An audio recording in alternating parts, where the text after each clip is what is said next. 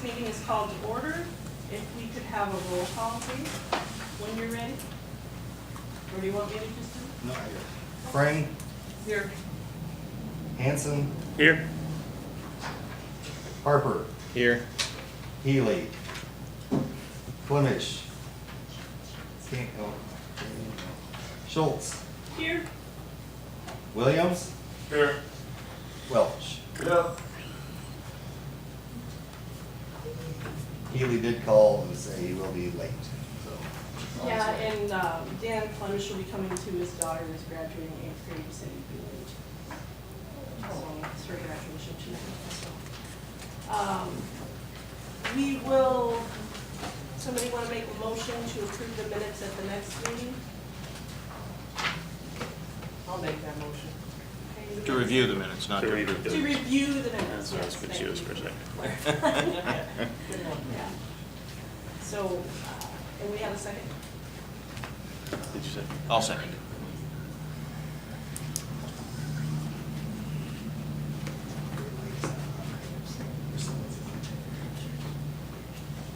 Well, it was on. I saw the light on the there, sorry. They all went off. You have a master switch there, I think. Oh. You shut them all off. You didn't know you had that power. I have that power. All right, now we should be good to go now. Okay, so we have a motion and a second. All those in favor of postponing the approval of the minutes until the next meeting, say aye. Aye. Any opposed? All right, motion carried.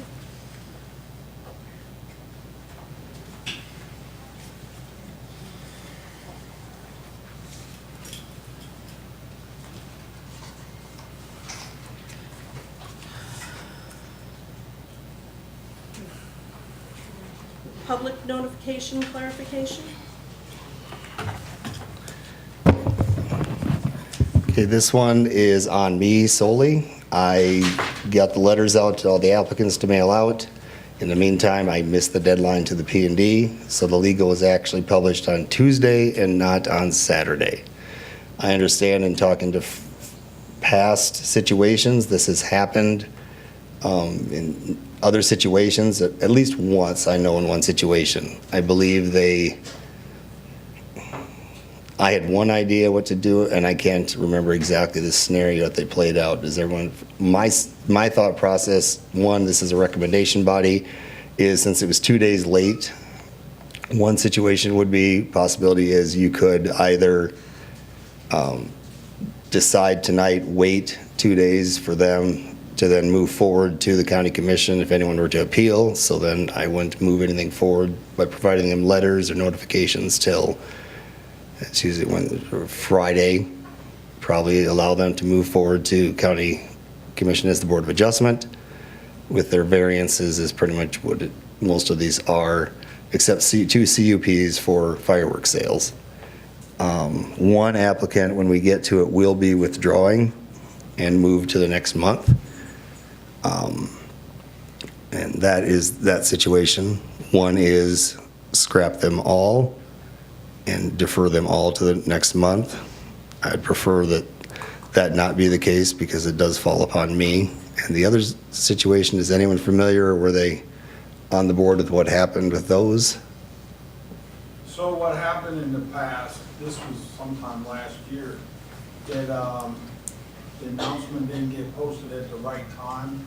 So they went ahead and we went through the agenda of the evening, and then that there could be a possibility that someone would protest or appeal, and that they presented their case and it went forward and there was no protest, and it went forward like it had been announced. It was basically to give like the notice of public to have input that they found out later or whatever else. And that went forward, and there was, I think there was 2 or 3 things that night, and everybody knew there was a condition that there was a chance it could be protested and their permit or application would be held.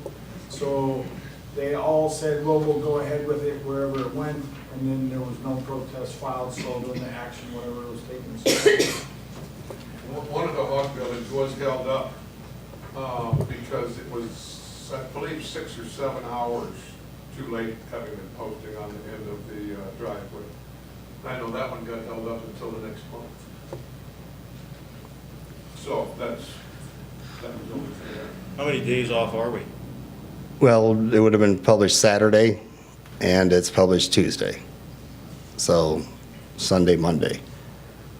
And again, I was busy, focused on one task, got delayed with others, and it sits on me. There's no excuses. I'm trying to do the best I can, and I'm part-time. And we can't just move the meeting 2 days because the correspondence says it was Slated for Tonight? tonight. What I say is the most important correspondence to the actual property owners abutting it went out with the dates and the proper information. That did. That did go out, yes. Did not notify the paper. The paper was in, it just was published on Tuesday, not Saturday. And the one that was one mistake on the letter of notification is deferring theirs till, we're starting over on that one till next month.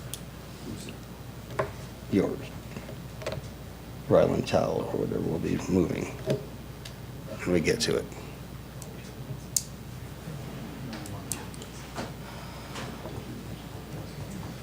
I think we had success when we, said to people, if you want to put it forward, Do you want to move forward with your application? right, if you want to move forward with your application, understand that there's a risk aspect there, that someone could protest it, and effectively what that would do is just move it to the next month. But if it didn't, if there was no protest, it didn't have to be rediscussed, it allowed people to move forward with, their application or the conditions in the county. I think it put like a human side in it. Yeah, I don't have a problem with that if the rescue board. Well, the only problem I have is sometimes I've seen where the notification is checked into significantly later, especially when it comes to something in court, and if the notification isn't followed correctly, then you can have a problem 6 months from now in court with incorrect notification.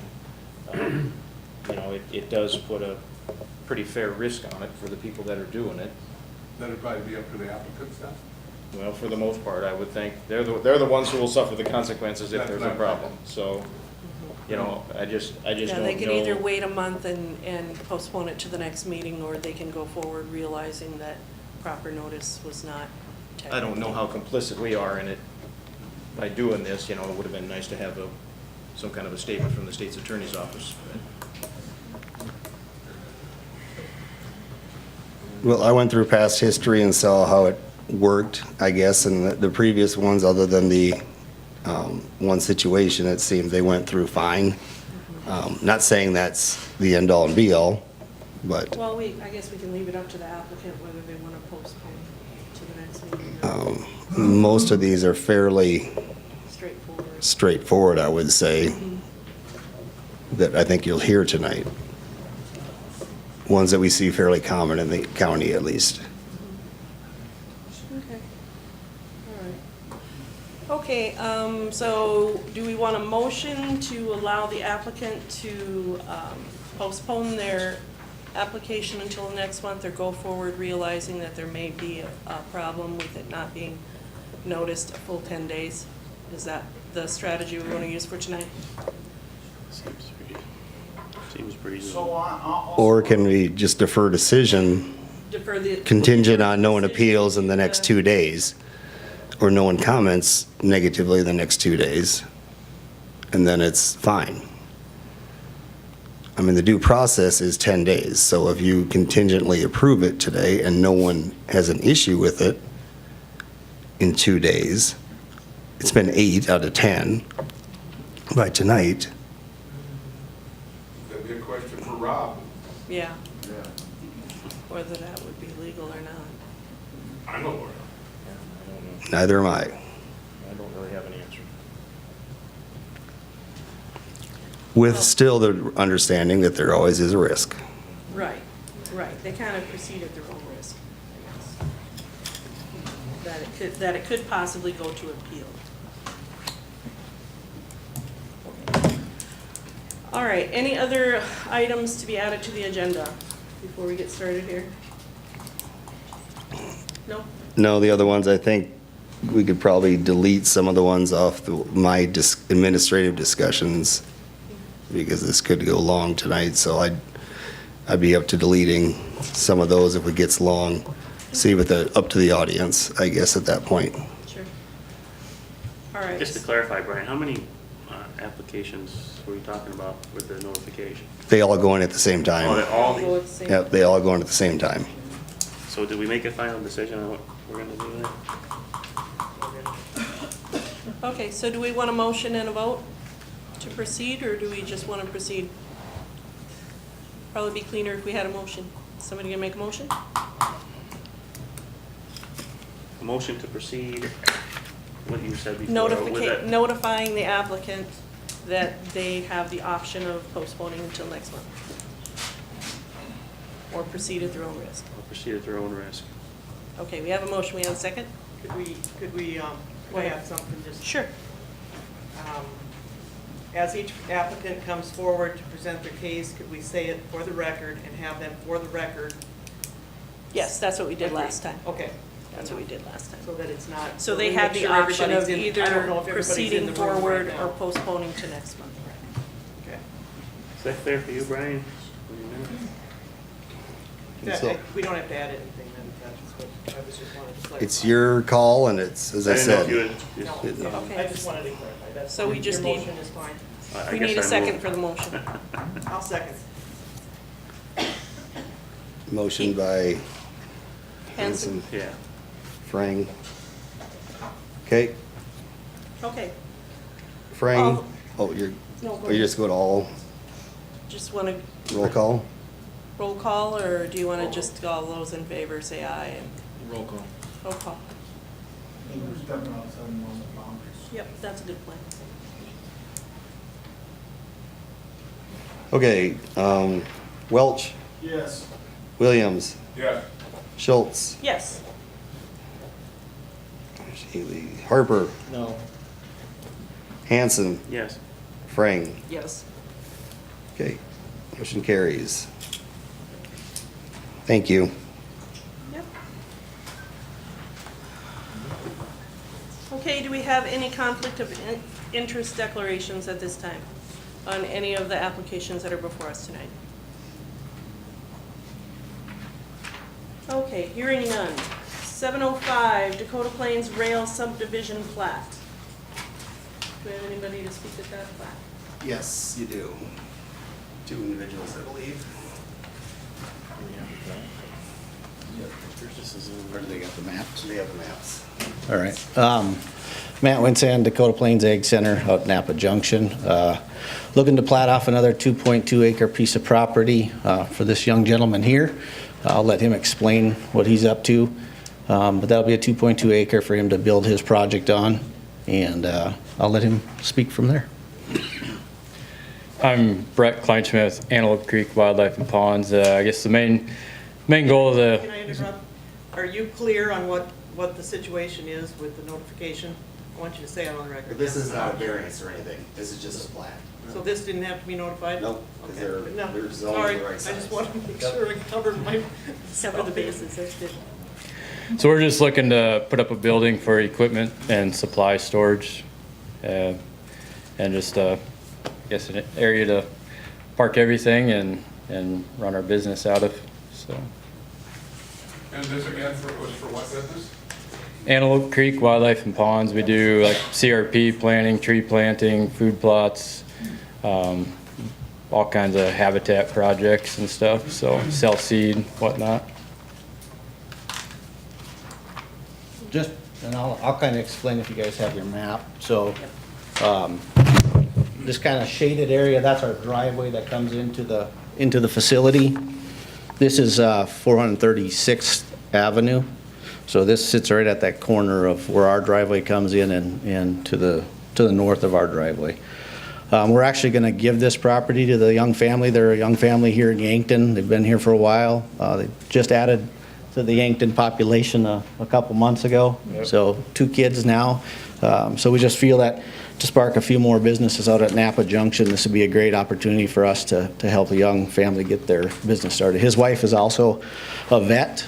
She had practiced at Cedar Creek for a while. Now she's a practicing mom again for a little while till she figures out that. But hopefully one day maybe even she'll have a vet clinic out there at some point. So. Okay. Does the board have any questions about this plat? So they will be using the same ingress and egress as what you have. Yep. And just remember that on that drawing, kind of where that property starts on that would be the southwest corner of that property. That's where the county road ends, concrete, and the township road begins. So later down the road, if you wanted an entrance off the township, that'd be something you'd work with the township on. Just so that's. Is this building that you're gonna put up, is gonna have any like bathroom facilities and all that, or is it just cold storage? Just to start out with, it's just gonna be storage. We'll probably put a bathroom in or something at some point. It might not be right away, but, might be a year or two down the road or so, so. Size approximately? Right now we're looking at about 120 by 60. And sidewall height? 16.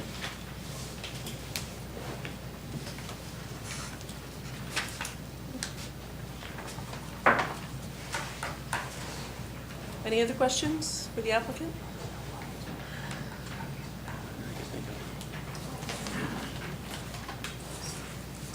Is that- Okay. Brian, we have a separate. Is there anything else you want to add? Well, I was just gonna ask, Oh. if that was gonna be a water tap off, you guys at Dakota Plains, or if they would do a BY water tap off that? More likely just a tap off right from our meter pit going forward, so.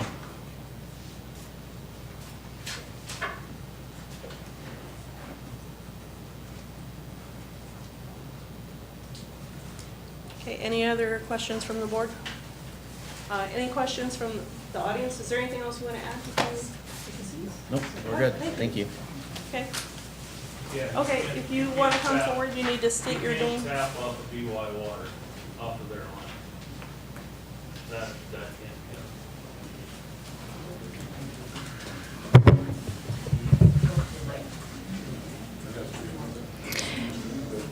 Patty Davies, Mission Hill Township. Is this going to be another building under the Napa umbrella where they won't be paying any property tax until their loan and everything is cleared? Thank you.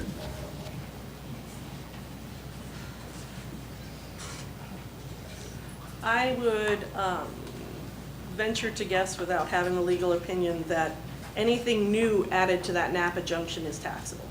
That TIF only included the original plan, isn't it? No, anything in that development.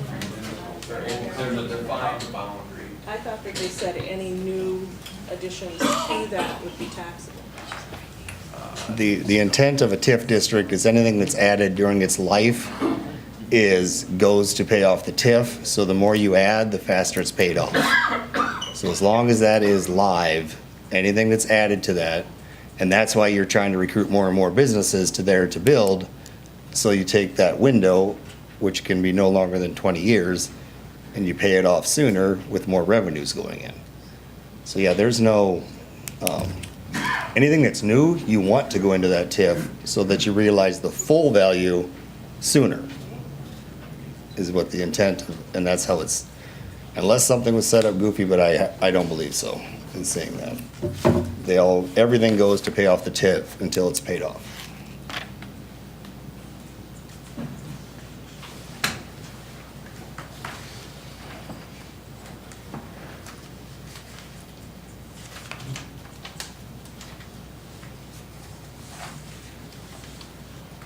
Is that how you remember it? Yep, it is. All I right. mean, and the thing that you have to understand about a TIF is that this young man is gonna be paying taxes. I mean, it's not like he's getting out of taxes. Those taxes are going to pay for that infrastructure development. And the faster we get that paid for, the faster the money goes into the county coffers instead of to that, so it does move it along faster. Okay, any other questions from the audience, or anyone else want to speak on this issue? Okay, so the time for public input on this issue is closed. We need a vote. There's no other discussion on this topic? We're just voting on the plat. No, it's okay.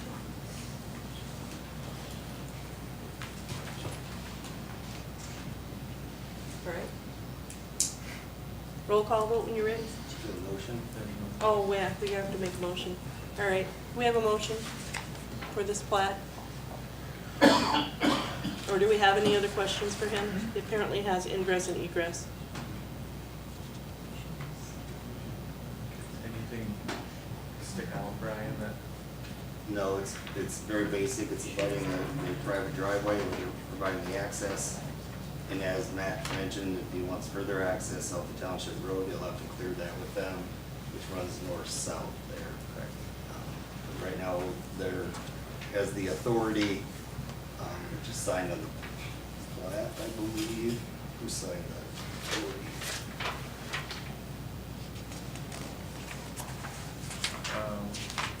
Oh, Mike did because it, we had never signed the approach permit for that highway, or the Dakota Plains access road.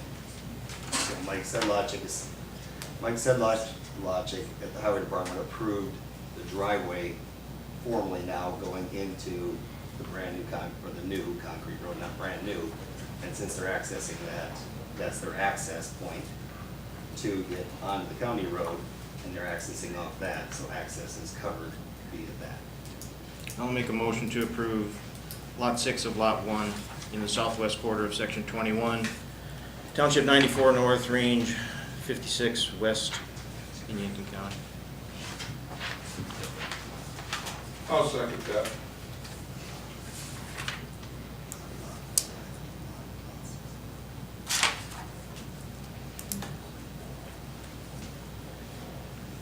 Okay. Healy. Abstain. Schultz. Yes. Williams. Yes. Welch. Yes. Frame. Yes. Hanson. Yes. Harper. Yes. Okay. Yes. Motion passed.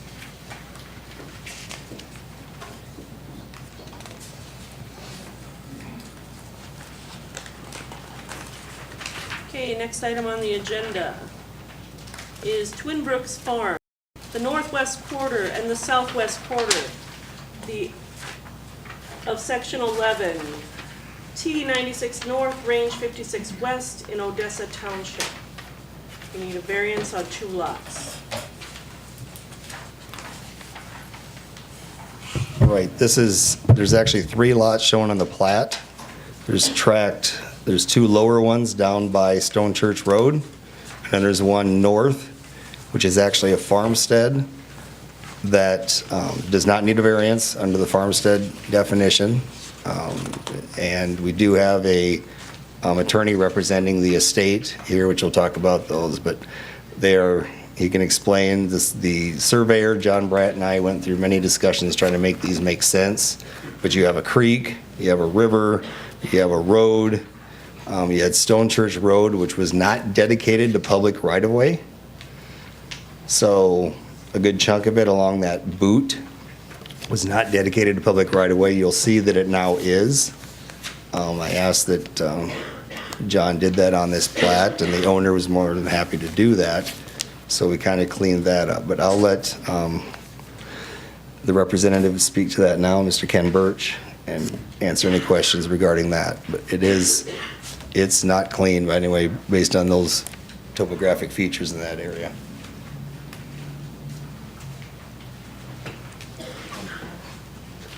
Hello, I'm Ken Birch. I wasn't sure if you had seen a copy of the plat, the FSA plat. I did make some extra copies for everyone. Got it. Black and white, so this will be nice. Color will be nice, thanks. Sure. The LLC that owns this property is actually a family LLC that I set up. Originally, the property was owned by Merle and Margot Larson. They have both passed away. The family set up an LLC to administer it. Over the last year, I was contacted by the family and asked to sell the property. The property consists of about 400 acres of land, and they originally asked me to sell it as one unit. We were unable to find a bidder that could actually purchase the whole piece. So what we did is we talked to several landowners, and we managed to find basically what I would call 3 purchasers or maybe 4 purchasers. The land is divided by the Stone Church Road, and on the south side, the boundary is the river. So Kurt Ulmer is here. He's buying the ground that's south of the Stone Church Road. Now that, we needed to plat the land out because that piece south of the road had never been platted before. So Kurt Ulmer owns the river bottom that adjoins it. Another piece on that's shown on the map is actually owned by his son-in-law, Dean Vaith, and his daughter, Jennifer.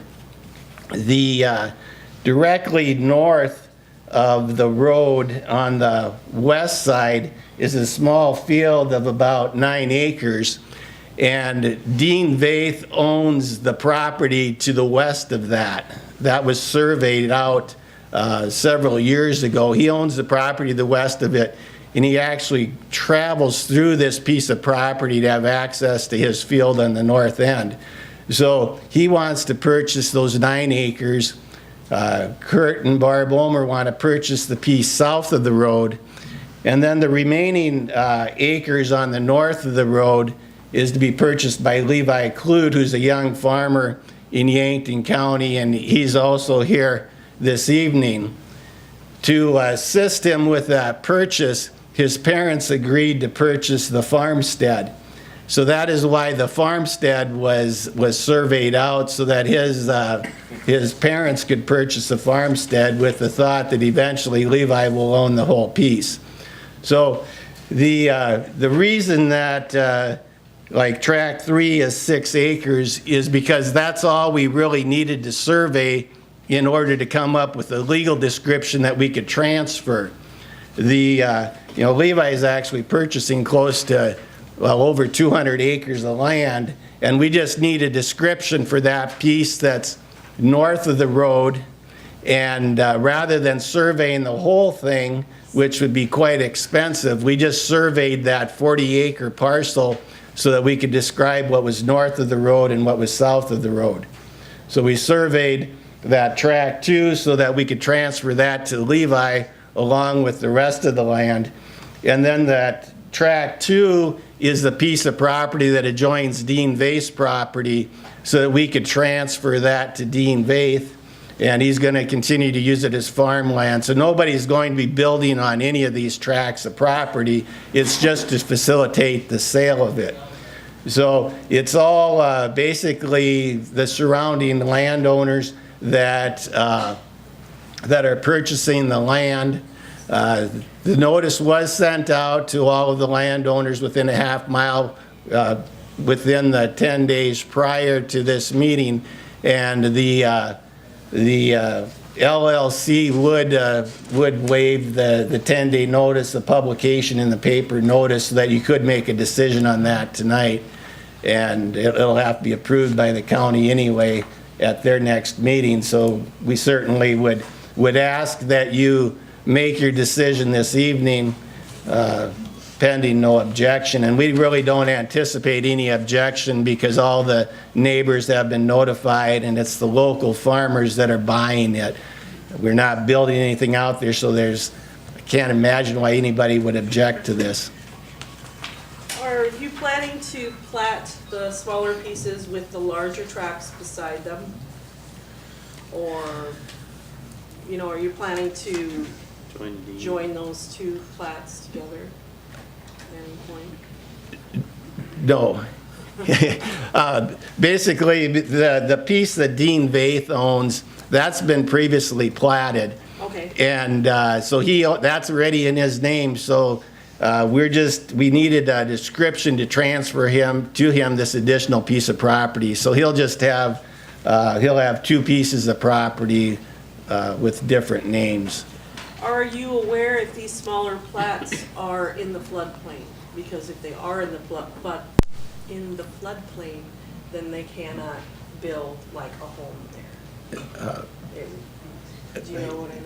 We surveyed these, and I wanted him to maybe move pins at one point. He got them done, and then went back, and there was 10 feet of water. So, yeah, this is always underwater. I don't So, know how I they mean, farm it. she's gonna have to worry about somebody complaining about somebody's gonna build a house there or whatever. If it's in the floodplain, it's not House going. boat. Yeah, basically, the piece that's south of the road always floods fairly frequently. Yeah, right. It's low. Yeah. It's low there.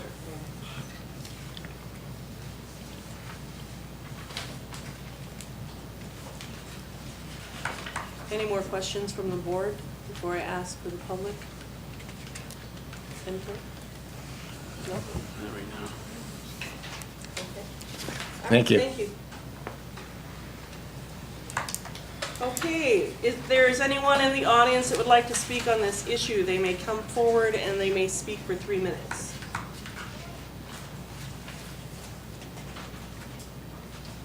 Okay, hearing none.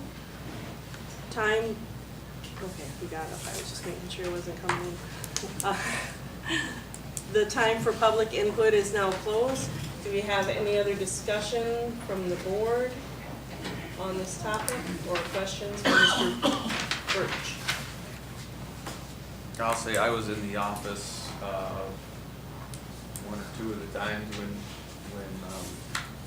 Mr. McGinnis and John Brandt were talking about this surveying, and it's kind of a nightmare, but the way the land lays there, Right. it was, they did it as clean as they As possibly they could, yeah. When you deal with waterways and everything else that's involved with that. It really ended up making sense to where the adjoining landowner had natural boundaries now instead of square lot boundaries. So, back to, so the variance is for 2 and 3, right, for 20 acre. The variancing for the 20 acre, The 20-acre rule, right. yeah. But it's going to the adjacent landowner. Right, but they're not joining it together, I wanted to ask you if that's Yeah. what. That's correct. They're not gonna That's join. Right, it's the same turn we had Last month, Right. the same. Right. But the fact that it's in a floodplain means they can't build on it anyway, so you don't have to worry about somebody building a residence in there. Well, they get a Mhm. floodplain mitigation. Oh, I suppose if they, yeah, or if they hauled in a lot. The reason I bring it up is we spend a lot of time talking about meeting the variance criteria to be, because we want to be consistent, so I just get ahead of this now in case we,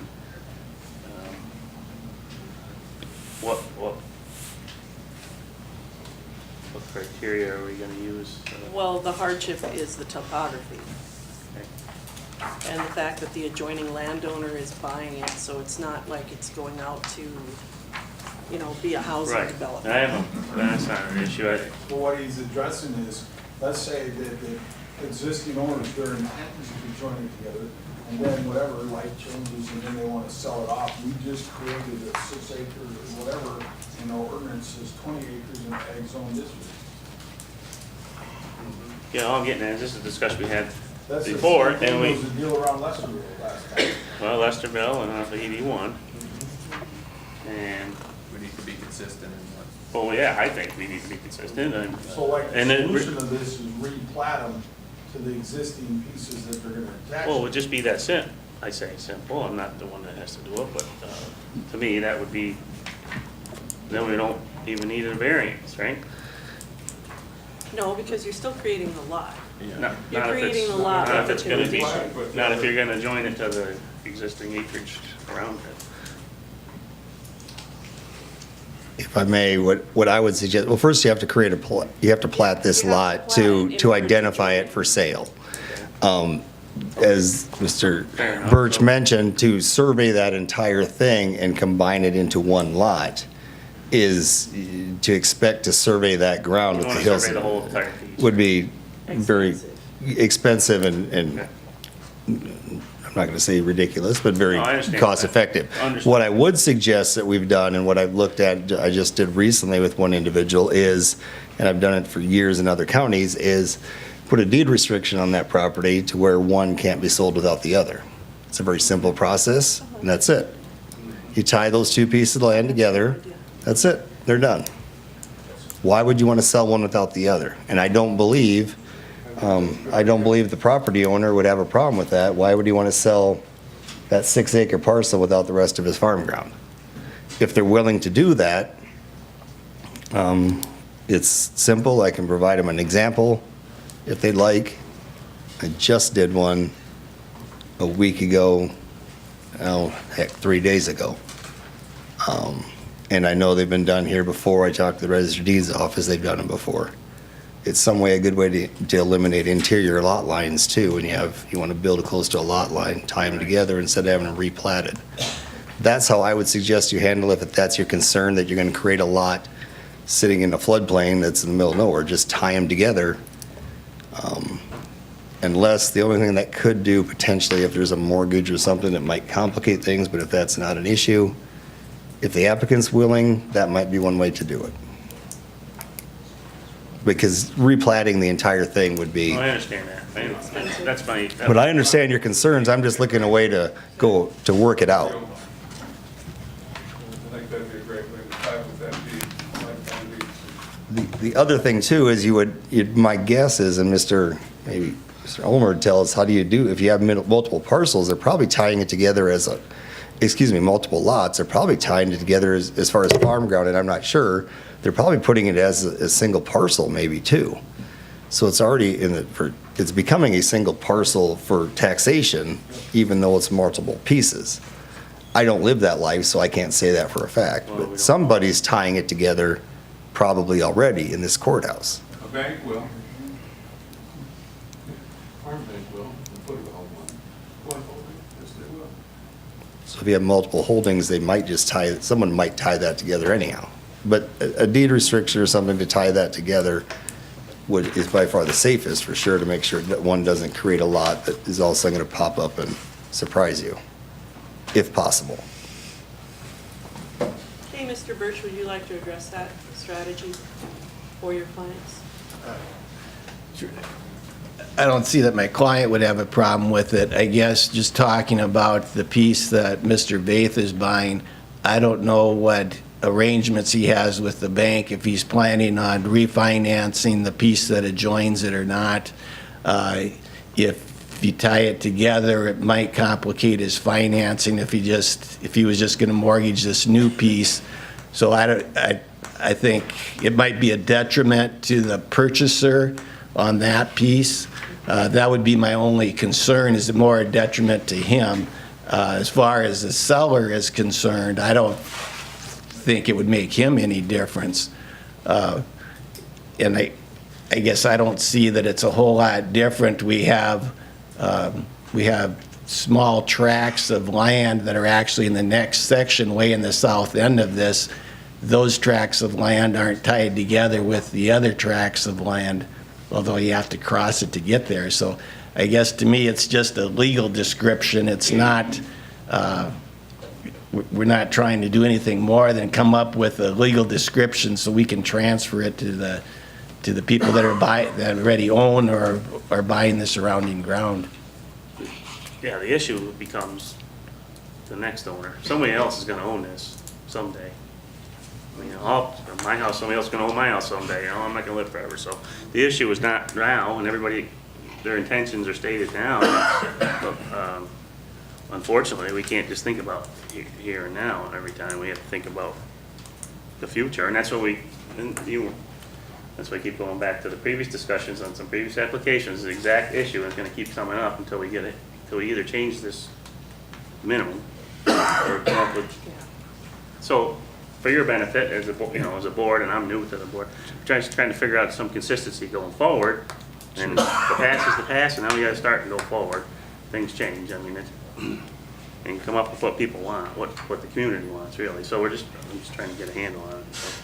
So tying them together somehow, I mean, it just, because these non-conforming, we're creating non-conforming lots every time we do this, right, with a variance, basically. So I was trying to avoid the variance process and to make it fit the code that we have, until we can change the code or not. But that's remains to be seen. But so this is why I bring it up for discussion, not to be not to make it difficult for anybody to do what they want with their land. But we either need to. It's just a continuous thing. If I've seen it, been to 3 meetings and it's come up twice. So. Again tonight, and I think this has to be, we have to tie this together. What's the? I mean, if that's the intention, they're going to keep it together and want it to be together, and not going to do, then I'm not the applicant, so I can't Well, say. we could tie together the 2 parcels and leave Vaith's, you said it was Vaith? Correct. Want to build a home.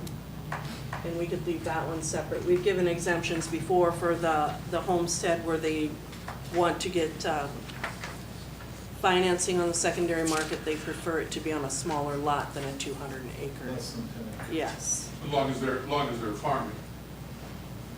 As long as it's going for agricultural farming, if they're going to farm. Well, they are farmers. So. Yeah, I know, that's what I'm saying, just clarifying.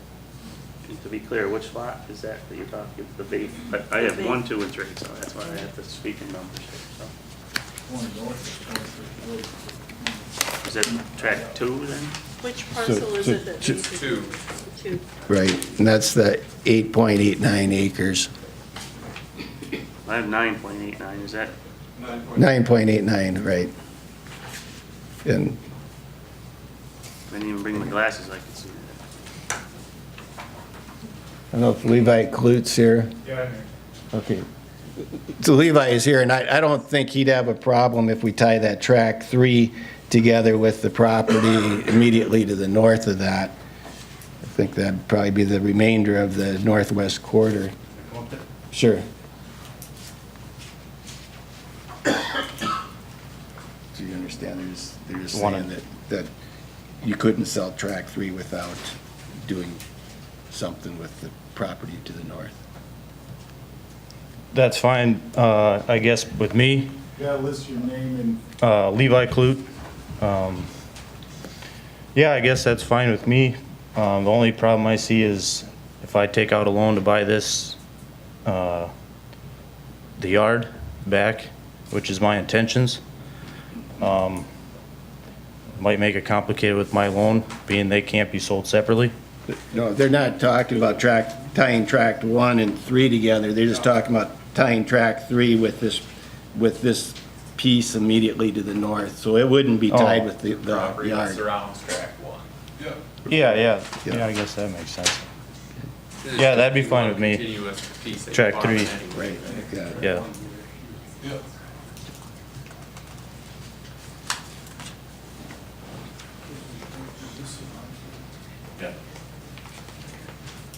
Yeah, and that's the farmstead, right? Track 1. Yeah, let's make sure. Track 1 is farming. There's a lot of stuff going on Farmstead here. anyway. that. No, but I just want to make sure we're. It's just on our map, so. because our rule statement says that farms. Right. We've discussed that. Right. This makes this all. Okay. It would just, I don't think it'll bother us. If we've got a good relationship with Mark Credit. Dean's That's side, the deciding factor. I don't think that would be made. Hi, yeah, I'm Kurt Ulmer. I'm father-in-law to Dean Vaith. I don't think Dean is here tonight. He kind of turns his stuff over to me. So, that, is it 9.89 acres? Yes. Yes, I think, I mean, we work with Farm Credit, Dean and myself both have, we have for 20-some years together. And I don't think that'll have any effect on his credit or financing on that, I'll call it 9-acre tract of land. So you have no objection to them tying No. to the larger piece of property? No, it belongs together. The way that lays there, it just belongs together. Yes. All right, thank you. Yeah, it gets complicated because Merle Larson had that tract west of this 9 acres surveyed off years ago. There was a fellow from Germany wanted to build a house there. And he needed 40 acres because this board wouldn't give him, he only owned 20 acres or 24 acres or something like that. And then Merle gave him some more land to make it 40, but it didn't include that 9 acres. That's why that got split years ago. And because that used to be all one tract. And I think it's time to put that back. Oh, thank you.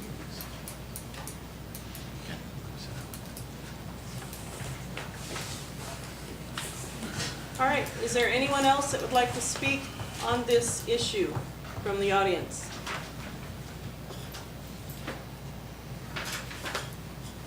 Okay, do we have any more questions for Mr. Birch? Okay. All right, time for public input is now closed. So do we have a motion from the board?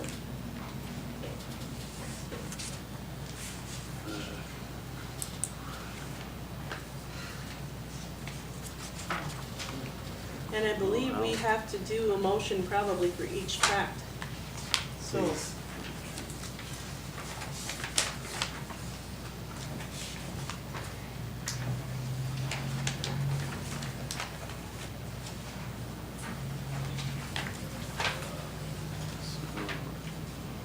I'll make a motion to approve the variance for tract 2.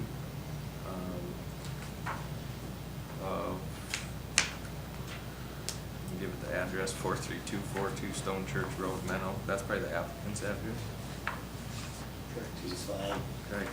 Make a motion to approve variance for tract 2 with condition that there's a deed restriction between the 9.89 acres of tract 2 and the adjoining property to the west. And making just a notation, if you would, that this is the same landowner that owns both pieces. You know, obviously it should, people should know that he owns the adjacent property. Well, that's something separate. That's something separate than the No, applicant. I mean, Could you speak up a little bit? I can't hear you. What you say, Joe? I okay, said the landowner adjacent to the west is separate than the applicant that's Yep. asking this Right, purpose. okay, so we have a motion, do we have a second? I'll second that. Roll call vote when you're ready. Frame, Yes. Hanson, Yes. Harper, Yes. Healy, Yes. Schultz, Yes, Williams, Yes. and Welch. Yep. Motion carries. okay, now we need a motion for tract 3, or tract 1. For three, right? Well, for Three. 3. We don't need anything for 1, do we? No, just 3, I'm sorry. I'll make a motion to approve variance for tract 3, provided there's a deed restriction between tract 3 and the property joining to the north.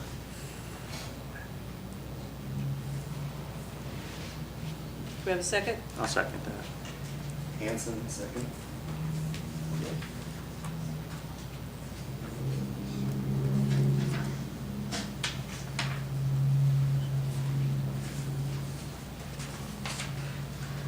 Even though we don't have to, can we identify the tract 1 was a previously identified homestead? Because it's a past existing homestead, but 10, 15 years from now, if there's no, Evidence that it was there? you know what I mean, if there's no Well, I think it's citizen remains. existing today as a homestead. Yeah. Is it? Okay, is someone live Yeah. there today? Yes. Oh, not right now, but you're going to at some point? Well, anyway, what I was saying, it's like, it doesn't cost anything, but we just historically recorded it as identified as existing homestead. Because if the buildings go down or something else, then it's still, it's not remaking 4 acres or 5 acres out in the middle of nowhere. It's an identified existing homestead that meets current ordinances. Brian, are you gonna take care of, you say you were gonna take care? Track 1 is habitable, is it not? I mean, isn't there a home there now? So yeah, I mean, your parents can buy it and move into it today or something. So that's the plan, correct? I see what you're saying too, Moose, but Yeah, it's not on the agenda either to do anything official with it, I guess. So. No, this is an active, someone can move into this thing today. This is not just some, Oh, okay. a square sitting out there I was thinking somewhere. it was just a farmstead No. like that was previously identified. I don't approve those. Those come to see you. This is something where someone can move into. Okay. The days of 4 rocks in a row, remember? I Yeah, don't right. approve those anymore. They have to be move-in ready or pretty close. Wife approved. Before they're moving, so, all right, where we at? Okay, we're at track 3. We have a motion and a second, so roll call vote when All you're ready. right. Schultz, Yes. Williams, Yes. Welch, Yes. Frame, Yes. Hanson, Yes. Harper, Yes. Healy, Yes. Clemish. Motion carries.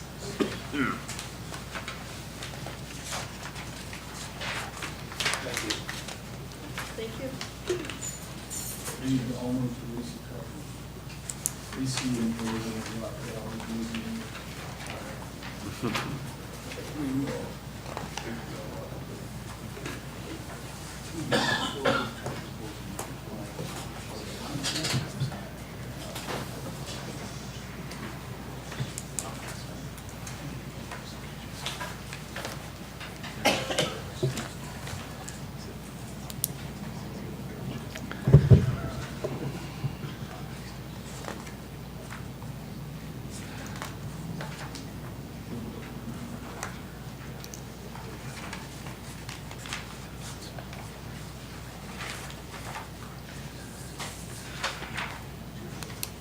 Okay, next item on the agenda is the Shoemaker variance on lot size. Okay, so the Shoemaker family, or the Clodic family, is north of Lesterville. The Clodic family, the father's passed away and the daughter wants to move back. Family Trust, or whatever has gifted daughter and her husband 20 acres. We've run into a situation now, we were going to go with 20 acres. It's been a learning experience for them as far as, first, the attorney put the 20 in the wrong place. Then the surveyor found that when we got him a surveyor to put it in the right place. And then they platted out 2 acres plus or minus. And then we did easements for access down the driveway and across the 20. So what we have here is they own 20 acres, but for more favorable lending, they found that we need to go down to smaller lot size. But they do own 20 adjacent to the family farm, which they can explain where that'll go for there. But the easement comes down the driveway, which is, I believe, they can fill in almost a quarter mile coming down from the south, and then an easement across her 20 acres to her plat of her new house. And they're here to explain any further details, but I could jump in where necessary. I just thought I'd give you a quick overview there.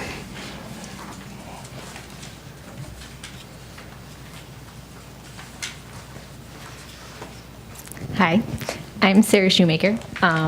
Like he said, my dad passed away in September. I'm an only child, so I have 4 grandbabies, and we want to be closer to my mom to help raise them. My husband's a veteran, has served 2 tours overseas, 1 tour here in state, and we've been advised to use financing through the Veteran Services.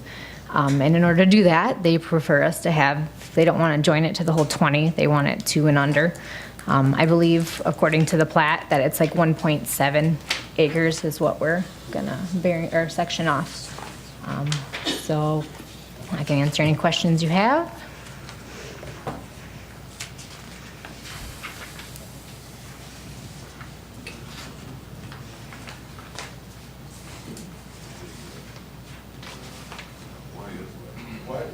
Why is it clear in the middle?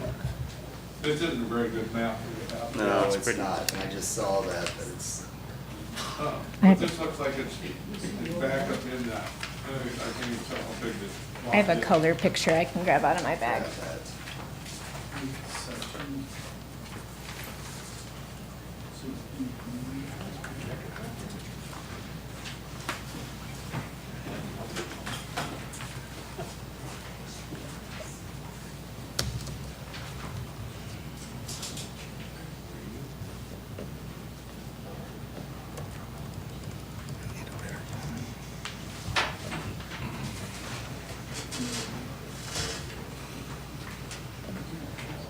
I'm gonna talk off here and I'll try to pull up an aerial. Here's the speaking over this side. What's the address up there? 43047, 299th Street.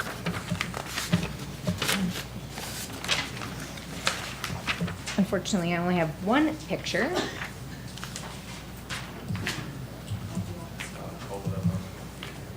You can just Oh, yeah, pass you it. can pull it up on there. So, driveway, so we're gonna build in this field. Oh, okay. So we're gonna have our driveway top here, so our field here. So you're close enough, you can help her if she needs it. Yeah. So they're gonna build in 290. Yeah. That's right there.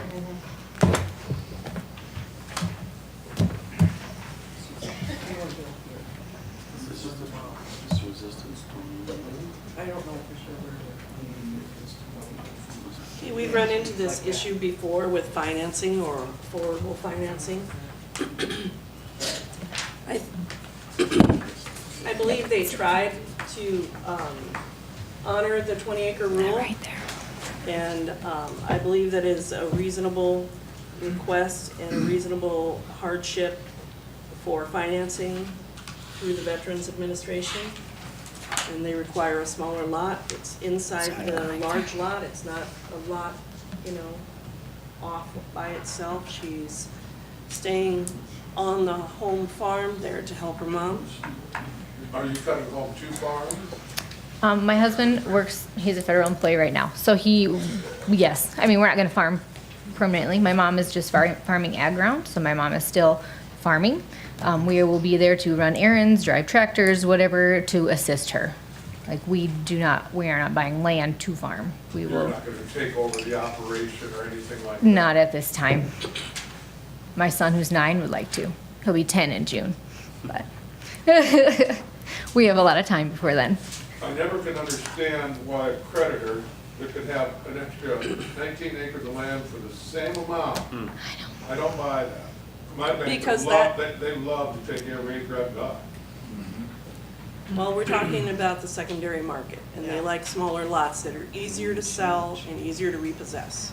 But that's the problem, we have ag land that we're gonna build a house on. We just had Bob Laws that wanted to split out 4 acres for a house the other day. or- This is a family member, and it says in our ordinance that this is allowed. Like you told me, you're the only child.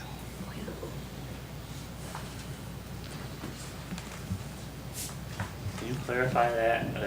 I'm not being smart, but when you say it says in our ordinance it's allowed. It is allowed. Under the, A family member is allowed to live on the same piece of property, and you're able to split off a piece for the family member to live on the same piece of land. Where would that be at?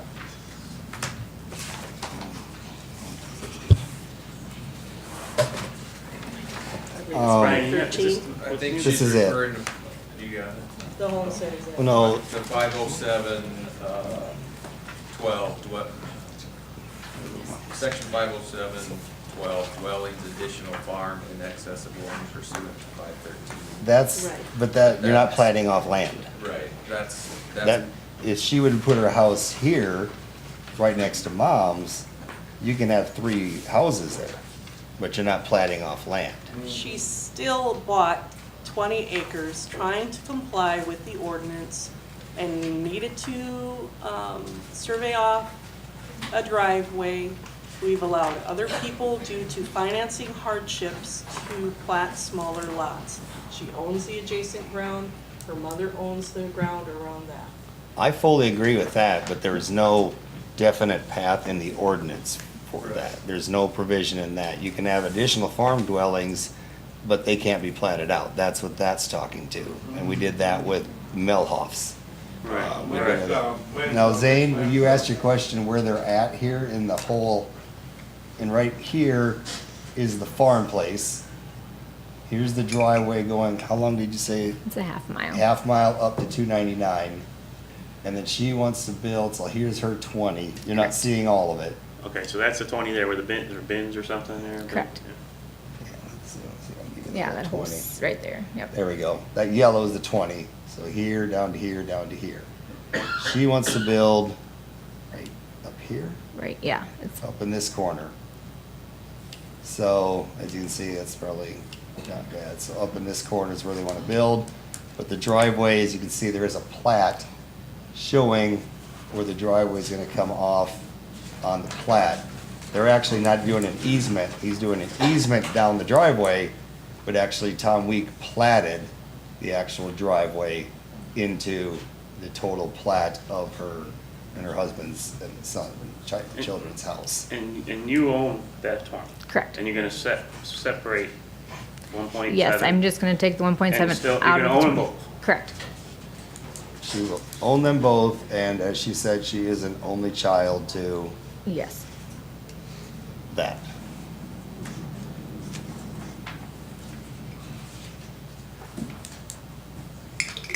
And time, and doing what we just talked about with the last applicant, but is that gonna affect, that would, we don't know, financing, would that be an issue? I don't know.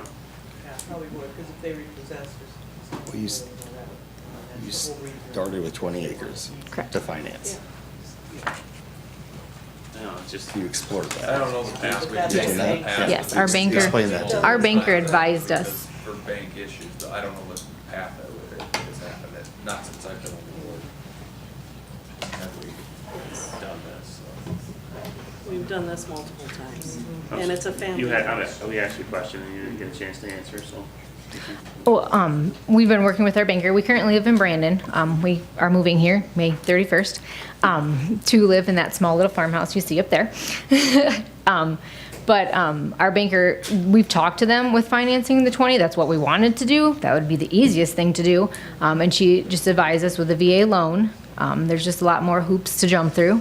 And they wanted us to parcel off the land in order to get our financing. So we're not doing this to make more work for you. This is what we're advised to do.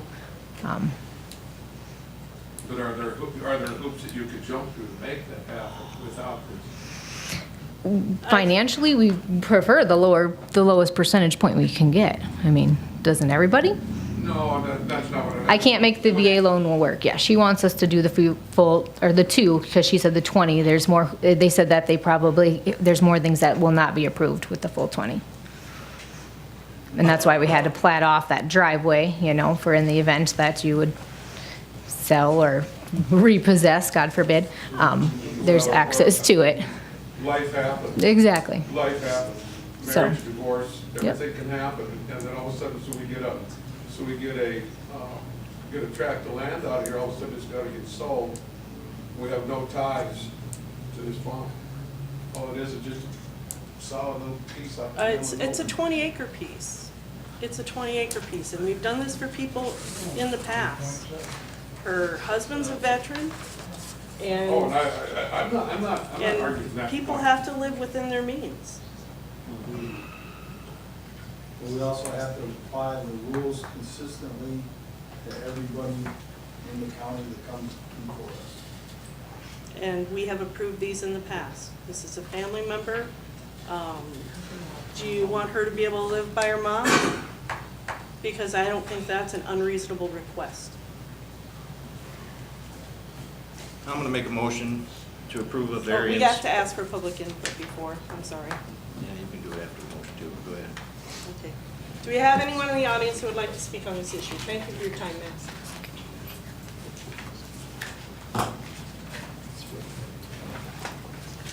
Hi, I am Julie Fisher. I live down the road a ways from the Claudics. We have known them for years.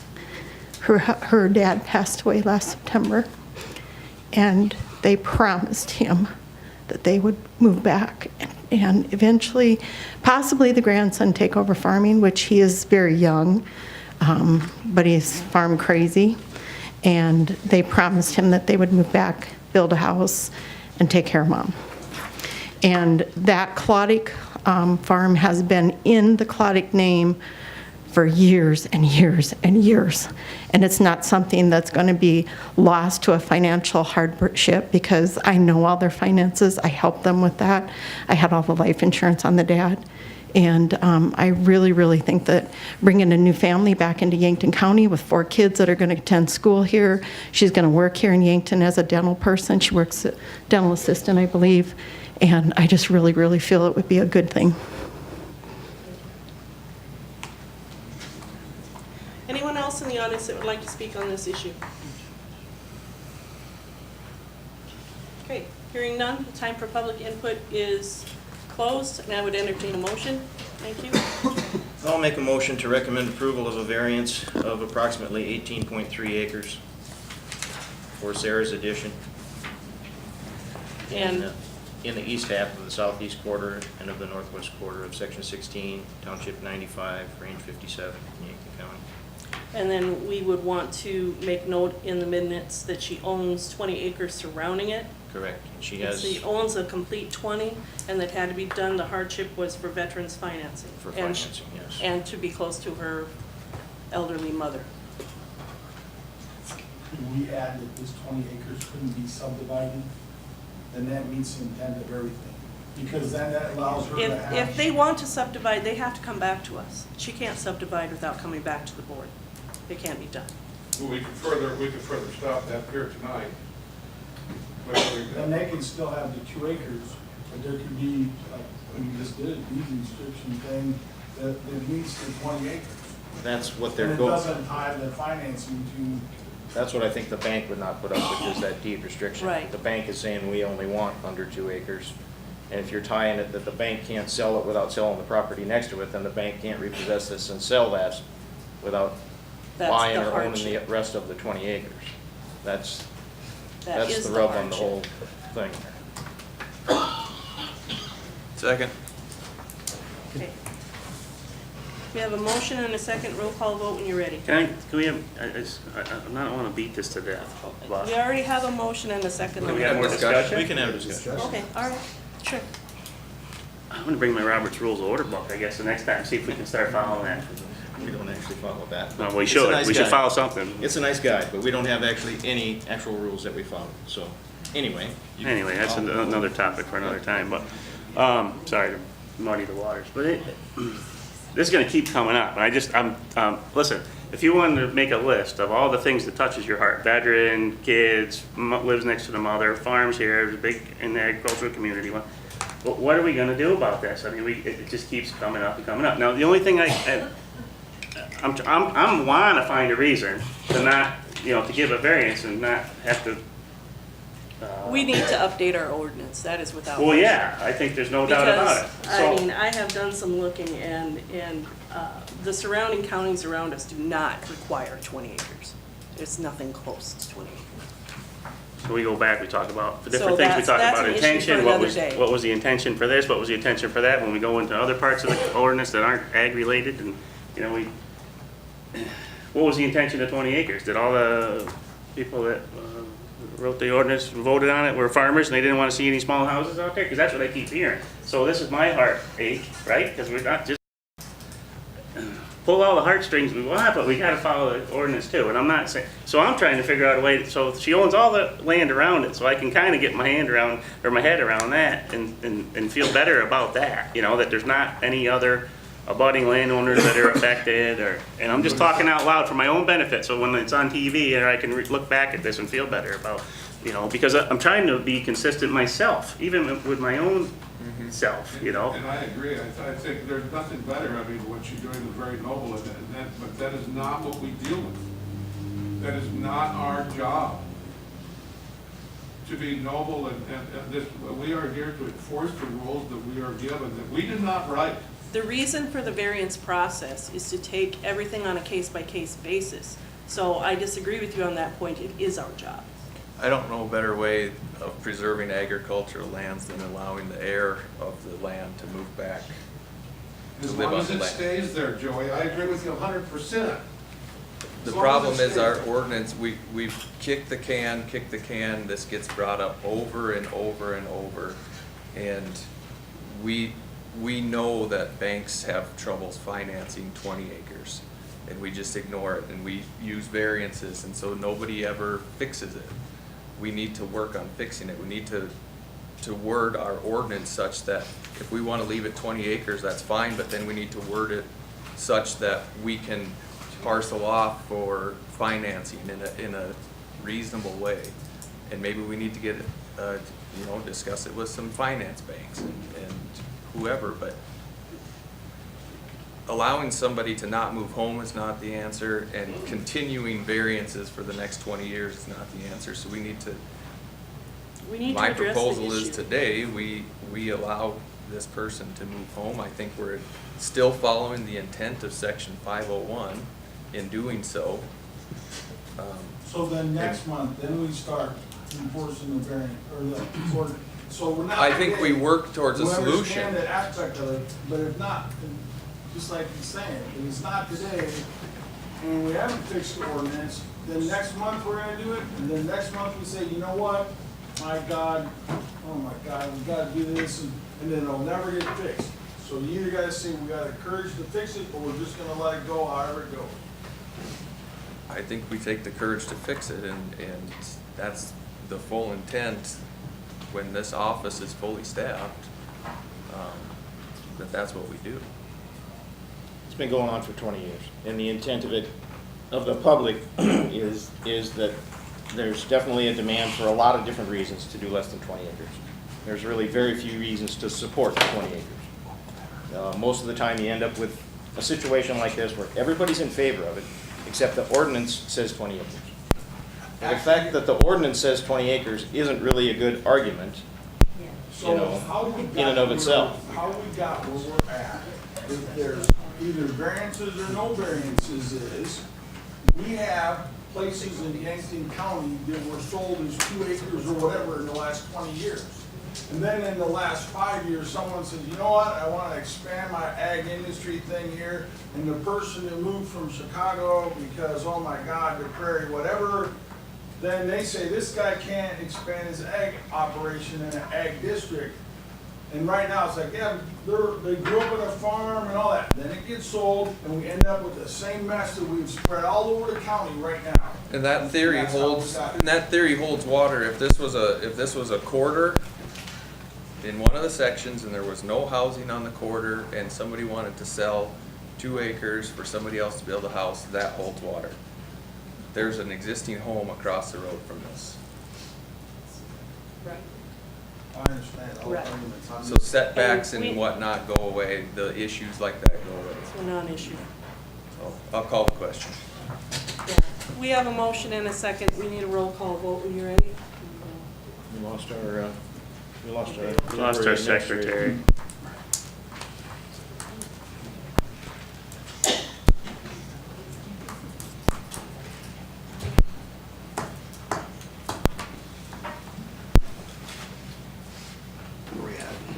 Roll call vote when you're ready What- on the Can Shoemaker you tighten up the application. motion a little bit, because we got 3 people adding to it at the end. So it's a motion to approve due to her owning 20 acres.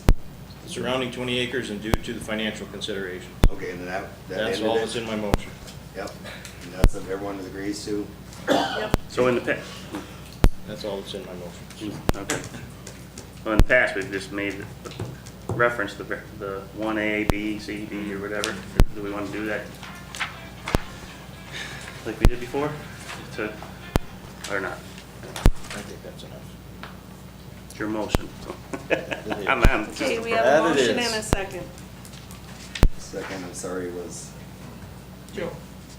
okay, all right, let's go. Schultz, Yes. Williams, No, Welch, No, Frame, Yes. Hanson, Yes. Harper, Yes. Healy, Yes.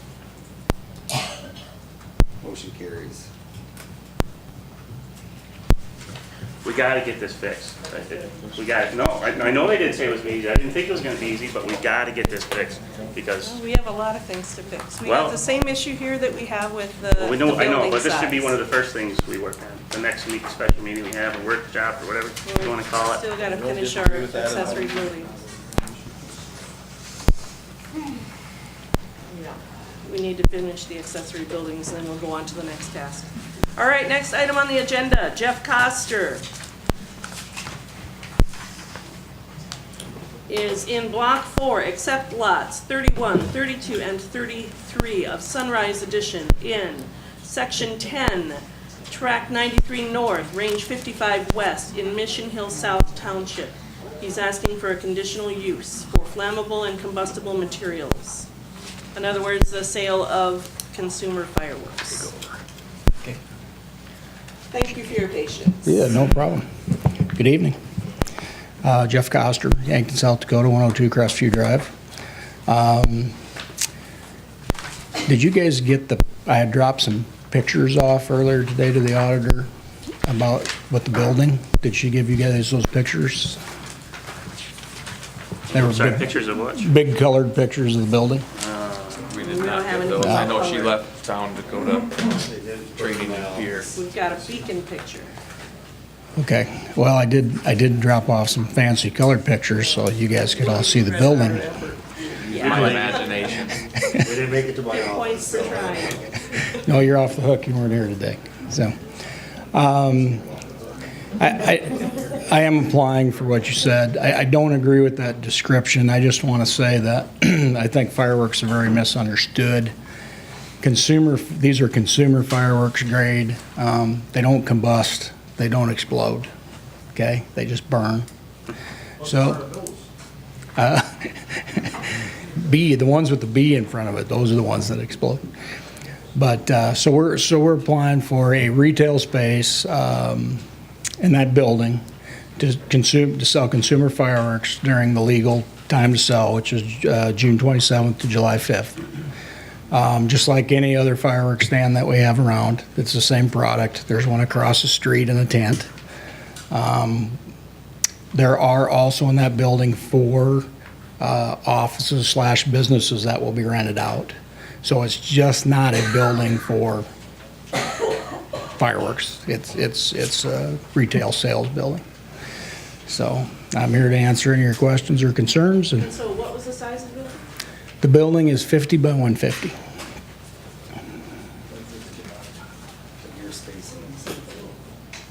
I'm sorry. Our space would be the center. Yeah, do a little 100 by 50 would be the space of the fireworks part.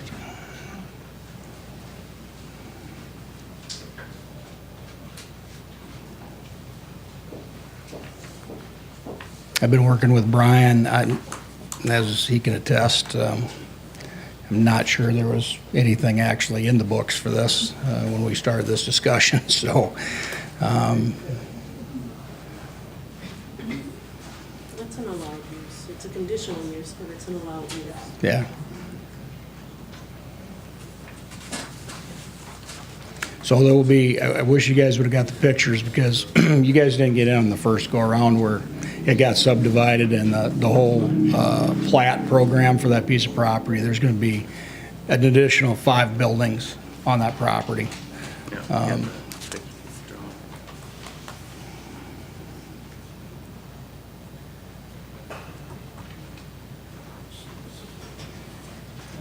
And the building fits within your lot, you don't need a variance for any setbacks? No. We The just conditional need use? the conditional use. Yeah. Just need the conditional use. Yeah. The buildings are already up. Oh, where Yeah. exactly is this? I'm kind of lost. West Humane Society. Yeah. Yeah. Oh, so my problem, it's a silly question. Yeah. You know what, in the past, fireworks have been allowed to be tested and shot off nearby these places. Is that allowable? out there? No, I don't well, want to scare the dogs. the state law says you can't. Okay. Obviously, They used to do that years ago, and I was like, right. State law says you can't. You have to be so many feet feet away from a fireworks building. Same fireworks are sold in gas stations, Walmart, Menards. We have we are not storing anything there, okay? It's just a 10-day window there, yeah. I used to work in the fireworks industry, Jeff. I worked for. My Rick kind of Brothers. girl. I worked for Rick Brothers for many years. Now, I know about fireworks, but. That was I my know about uncle, the you big know. ones. Yeah. But that's that was only my question. It's Yeah. not that they're there, it's that people who take them off and. Yeah. shoot them off. Yeah.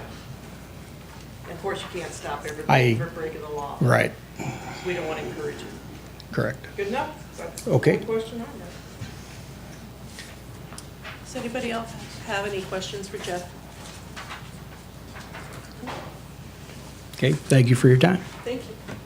Hey, is there anyone, oh, I'm sorry, Jeff, we keep forgetting to ask, is it all right? Do you understand? Yes, I understand. I understand. Okay, Yep. and you proceed even though the Yes, ma'am. notice was 2 days? Yep. All right, Okay, thank you. thank you. Okay. Now, is there anyone in the audience that would like to speak on this issue? Okay, hearing none. Time for public input is now closed from the audience. Do you have any additional discussion or questions? Or a motion? Motion to approve the CUP for a fireworks stand for Mr. Coster. Okay. Second. Go ahead. Okay, we have a motion and a second. Roll call vote whenever you're ready. Welch. Yep. Williams. Yes. Schultz. Yes. Healy. Yes. Harper. Yes. Hanson. Yes. Frame. Yes. Motion carried. I just have a quick question, Brian, on those, the two variances that we did on plats. We never technically approved the plats. Do we need to make that part of the motion? In other words, see what I mean? My motion was like a variance, but Oh, let's. at one point, we used to do them separately. I don't know if you're doing them the same, or if we need to go back and make motions and actually approve recommending the plat. Oh, right. Yeah, your signature of the plat at the end. Let's grab those at the end, then we do them all. Don't let you forget, we'll just get them off the end here.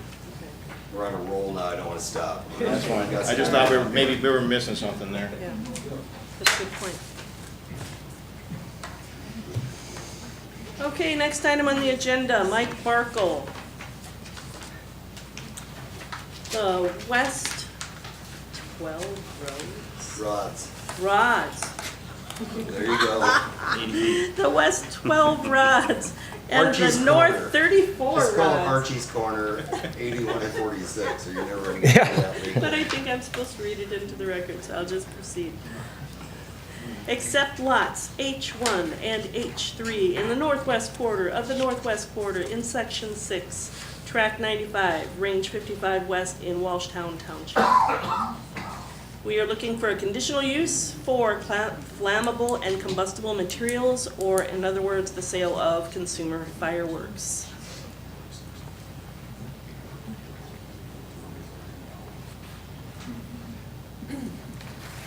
Okay. Yeah, I'd like to set up a temporary structure for the 10 days granted by state law to sell fireworks alongside the highway there.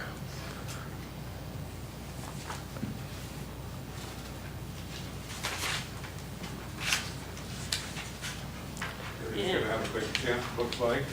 Yes, sir, in a storage container nearby, lock them up at night. There you go.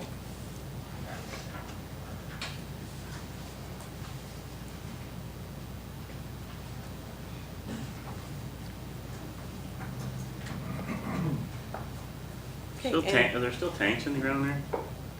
Fuel Uh, tanks?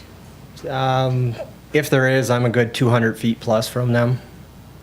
So according to state law, it's still, I'm pretty sure there's not, but I'm not positive. They certainly dug some tanks out, whether they've put other tanks in, I don't know. But there were tanks Yeah, removed but there. I wouldn't swear. There was a state program on doing it. I can't say for sure. There's pumps, there's probably tanks. Hmm? It says there's old pumps there. Yeah, but I think the tanks are out, I think, unless they replace them with newer tanks.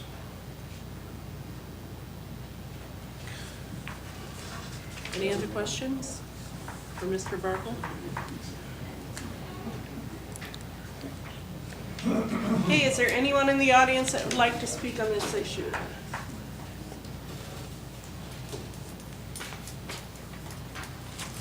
Okay, hearing none. The time for public input is now closed. Do we have any additional questions for Mr. Barkle from the board? Or I would entertain a motion. I guess I don't have any problem. My only question is that having a tent structure, I know we have them all over. Is there anything that we're, to your knowledge, that we need to identify or? The only thing we identified a couple times in the past was some access to water.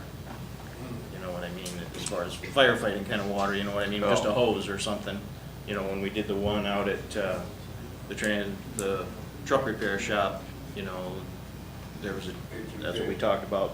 No, it was beyond there out at, Lake, Varlicks? Varlicks out there, yeah. Yeah, no, it's H&K. Yeah, that they have H&L, yeah. H&L.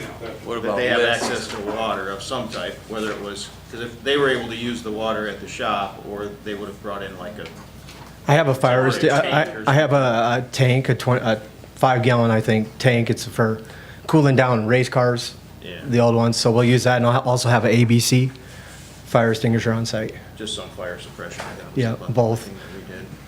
And I'll put up signage, no lighting, no discharging within 300 feet, and won't sell it. Under state requirements or anything commercial requirements for it? As far as the fire suppression or the No, but, distance? The You have to distance get a- there is. Sales. You have to get a permit from the fire chief? You do, yes, fire I marshal. mean, that South Dakota. fire marshal is gonna permit these, I would think. Yeah, and I'm not sure if they're gonna inspect it or not, but. Yeah, I would And say not, so. even all that stuff, it's not my main concern. I guess it's just the tent structure Yeah. itself. Do we have to The only, have, well, the only thing would be. I'm gonna assume you're gonna stake it down, but Yeah, Yeah, it's a professional high-grade tent, 30 by 30. I mean, campers are 14 days on the spot, right? Yeah, and then they I have to believe move so, them. yeah. They're temporary parking, so I would imagine Yeah. it'd be similar And situation. this is only 10 days. Yeah. And the owner of the property executed all the documents, so Right. we didn't go through him, so he's ultimately responsible for the land. Yep. Okay, so do we have a motion? A motion to approve temporary fireworks stand for Mr. Barkle. Okay, do we have a second? I'll second. Do we have any public input? Public, We already asked that. I already did that. Yep, we already did that. Okay.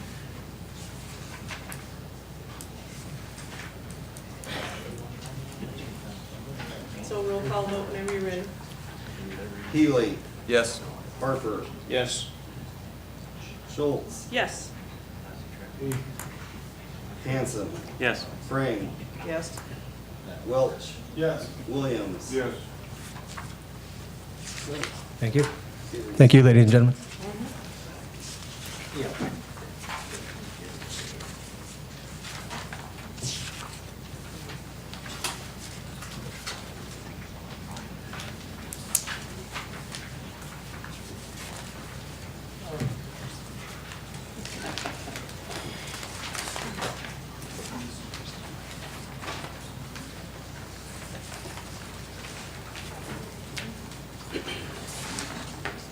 Okay, next item on the agenda is the Tao Ryland variances. We have Lot A of Parcel C in Weaverstead's addition, the south half of the southeast quarter in Section 21. Tract 93 North, Range 54 West in Gayville Township. Okay, with this one, I've talked to the applicants, and due to, one, the notification issue, and two, there was notification regarding a garage that was constructed. That went on the letters that went out. It did not go on the notices in the paper, so that was just flat out not noticed. Due to that, and an issue, potentially possible issue with notification of adjoining landowner. We had some issues with the Cretan lands and things like that, so I ran that through DOE, and I need to double check that myself, that I need to check with them to make sure I do it right. We're going to defer that another month, and there's just multiple variances there. I just need to double check everything.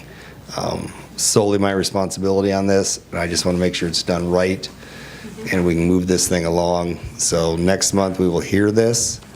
I believe the applicants are okay with this, and we'll move forward with this, and then hopefully hear it at the Board of Adjustment the month after and have this situation taken care of at some point. All right, thank you very much. Again, I apologize to all involved. Well, that'll help us pick up some time. We are woefully behind. All right. So the next item on the agenda is the Kenneth Mueller application, Mueller Ligness. It is Lot 1 of Tract B in Sorensen's Edition, North Highway 81, Raspberry Hey, Lane. you all quiet down in there, she's still trying to conduct a meeting.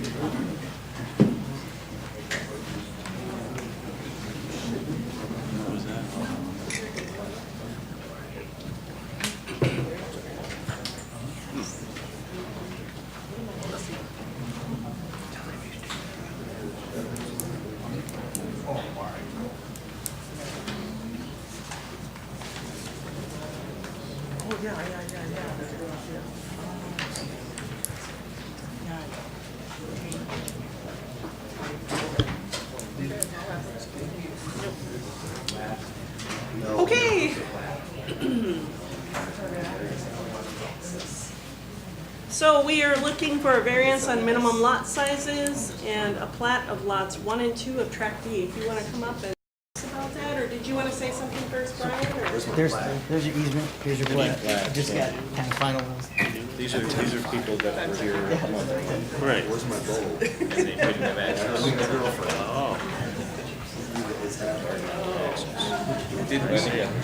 Did we approve this?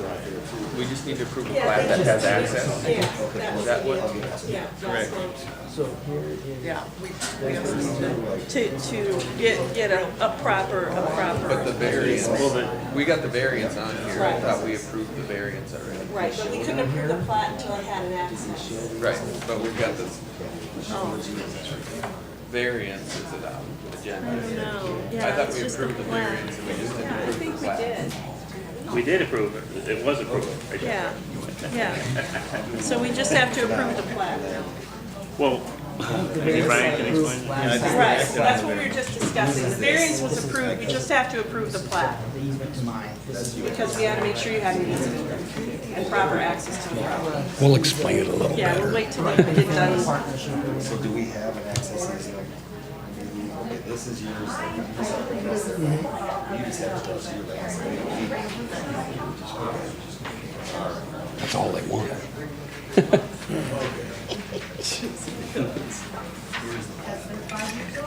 This is a lot simpler than it looks, I think. Hey, how are you? Good to see you. We can share. That's fine. We're agreeable. To share. Sure, yeah, we can share. I think I shouldn't have spoke without asking. I remember it. Yeah. See now, look, now we got good things happening, we got extras. Now we get too much. Well, I remember the, Sure, if you want to. they said they were going to share this. Sure, come and talk to you. Bo came and talked to you or us. That's what they're talking about. But see, that's, this property is owned by somebody else, so you can't on the plat. Put something on a property. All right. Describe it as plat. We ready? That's part of the plat. Okay. Yeah. After numerous conversations with their attorney, Mr. Mueller, and so forth, I believe we have an access solution here. Let's start on the Lickness side, coming off Raspberry Lane. You will see a little spur, and what I have in my hands here is the actual easement, which comes off Raspberry Lane, crosses the Riken property, to access that eastern edge of what will be that tract, I'm sorry, I don't have a plat in front of me. Which one is it? Lot 2, tract Lot- B. Lot 2, Tract B, okay? So that has access for what will be, we'll call the Lickness side. All right, now on the far west, you will see a dotted line running alongside, north-south, alongside Mr. Mueller's existing lots. And that will be the access to the finger or the point of Lot 2, or Lot 1, Tract B. B. There we go. So there's the access points for both those lots. At this point, we know that Mr. Lickness is interested in the one that he has now access off Raspberry Lane.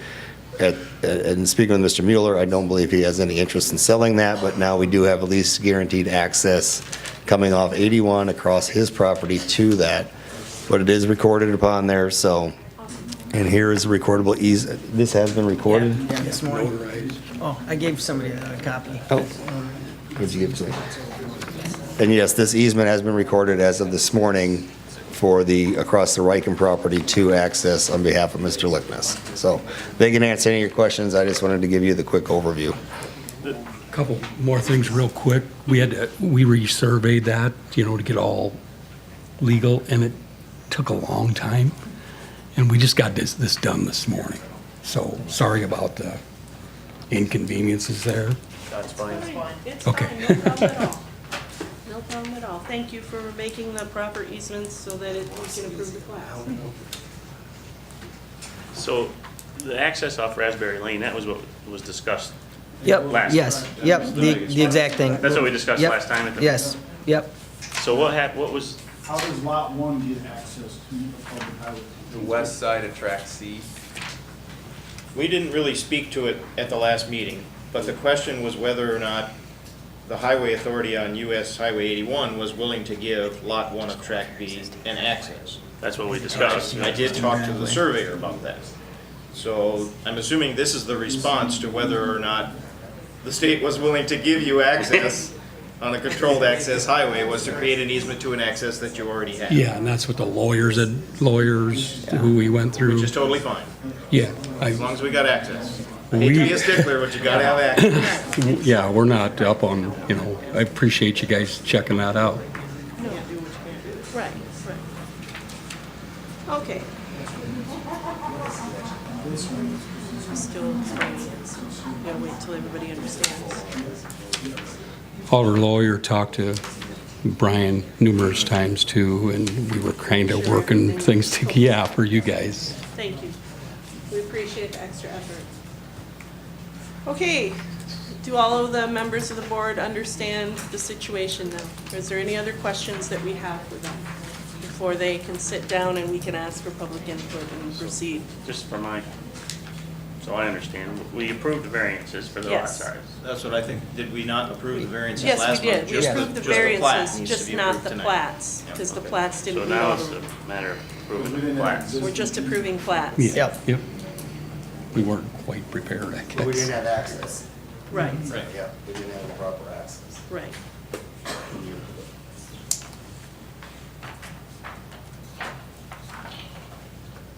I know, yeah. So it's just a plat issue, so whether or not we agree or disagree with the variance, it's just a matter Of the plat. of That approving the part's plat. done, yep. And they Does the did what plat we asked, mean what it's supposed to? they have Yeah, proper no, I just want, I'm access. just stating it. I know, but see, I think this is still on that side with that big tree. But you recommended approval of the variance. So let's- Did we or did we not vote on? Yeah, we voted on it. We don't approve a variance. Well, I'm I sorry, see what you're my saying. mistake, We just sort of. We don't approve anything, we just recommend approval of everything. Appreciate that. And then because of the, landlocked, that there wasn't access, it was like, where's that in the file? Right, and they did what we asked of them. They now have access to both lots, legal access, and do we have any other questions before I ask for input from the audience? I don't. Okay, all right. Is there anyone in the audience that would like to speak to this issue? Okay, hearing none, the time for public input is now closed. I would entertain any additional discussion or a motion from the board. Well, I know the last time, I was kind of the guy who threw the monkey wrench into it with the access. So I'm gonna make a motion to approve a plat of lots 1 and 2 of tract B of Sorensen's addition in the southwest quarter of the northwest quarter of section 18, township 94 north, range 55 west in Yankton County. Okay, do we have a second? I'll second. All right. Roll call vote when you are ready, sir. Harper, Frame, second. Thank you. I'm not used to all the voices, don't have voices memorized yet, sorry. Let's see. It's Komish. Yes. Schultz. Yes. Harper. Yes. Healy. Yes. Hanson. Yes. Frame. Yes. Welch. Yes. Williams. No. Okay, and then we need to approve that plat, the other plats spoke about at the meeting at the very It was beginning. actually- We didn't actually have a roll call vote on that very Okay, first I one. think what I'd like to do too, Dakota Plains. you know, in the Tala situation, I think we should probably have a motion to defer that. Oh, to the yes, next we meeting. should, you're right. I don't have that much power Yeah, to a continuance change to next agenda month. items. Just think about, you guys are done, approved, we'll take it up at the, I need those. Okay, you need those, the copy of the easement, that was. There's an easement, 8.5 by 11, it's been Okay, stamped. so on the towel, 8.5 by 11 piece of paper. Cost money, they want them We back. can Sure. we can have one with you guys if you guys want to look it over. We just want the one that's inside. Just the, Let me see it. Here it is. I took it. Thank you. On the way. All right.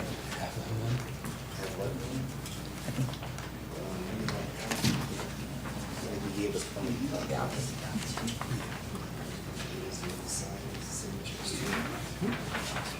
I believe we approved that too.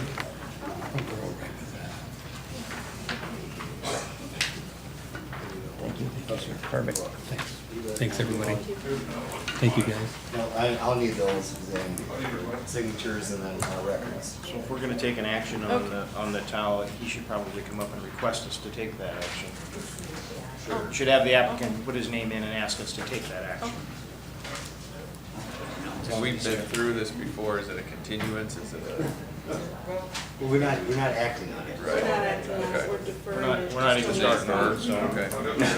he's just gonna ask us to postpone it. We never acted on it, so I think that would be appropriate. I know, just deferring it to Take, next month. move it from the agenda to next. Okay.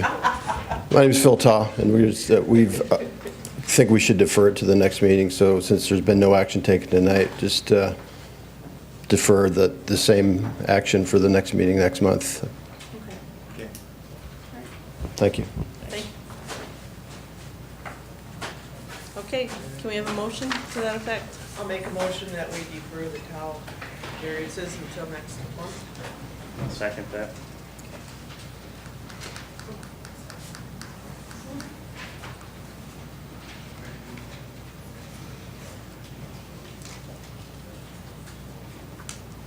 Healy. Yes. Klimish. Yes. Harper. Yes. Hanson. Yes. Frame. Yes. Welch. Yes. Williams. Yes. Schultz. Yes. Thank you. And now if we can go back to the Dakota Plains plat. Actually, Dakota Plains, we approved as a plat, Twin Brooks Farm and Shoemaker, and there's two of them on Twin Brooks Farm. We never actually took an action on the plats, we took an action on the variances. Okay, I must have written down the yes, no vote on a different paper.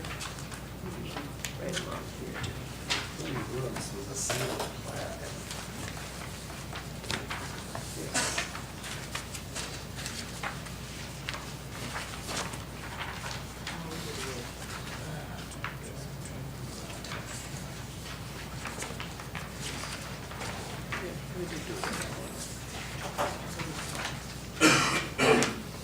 Twin Brooks was a single plat, so.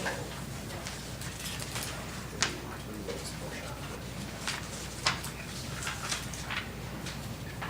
Okay, so we need a motion for the Twin Brooks Farm plat, right? Number 2 and then number 3, lot Yeah. number 2. I think it's For the just one, plats. it's one plat though, right? One plat? Is it all on one page, or one plat? Yeah. If it stays on one, then you can do it with Okay. one action. All right. So I'll make a motion to approve the Twin Brooks Farm plat in the southwest quarter of Section 11, Township 96, Range 56 West, In Odessa Township. in Odessa Township. I'll second that.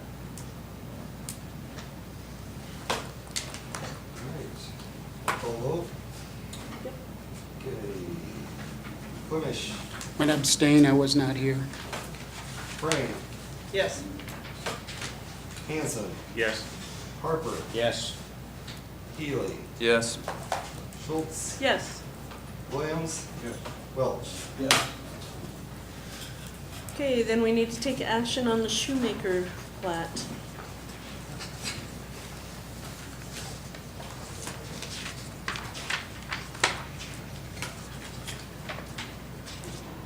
Okay, so can we have a motion on the Shoemaker plat?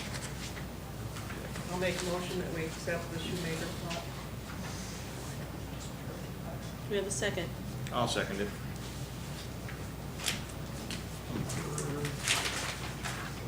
Alright.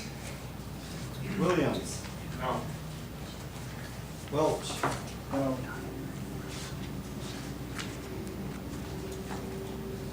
Schultz. Yes. Kunish. Abstain, I was not here. Healy. Yes. Harper. Yes. Hanson. Yes. Frank. Yes.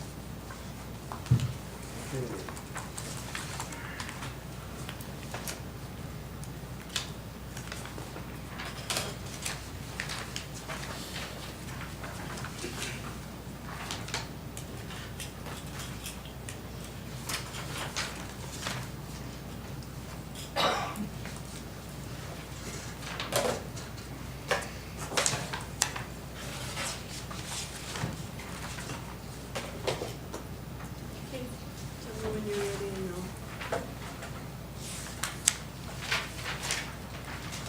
Okay, so the next one would be the, oh, we don't have one for Foster or Barkle or Tao, so. We're done. We're done, yeah, we got them now.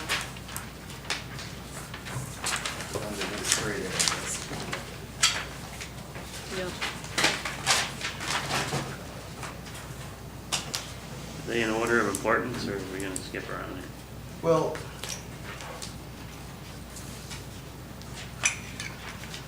how much energy do you have, I guess?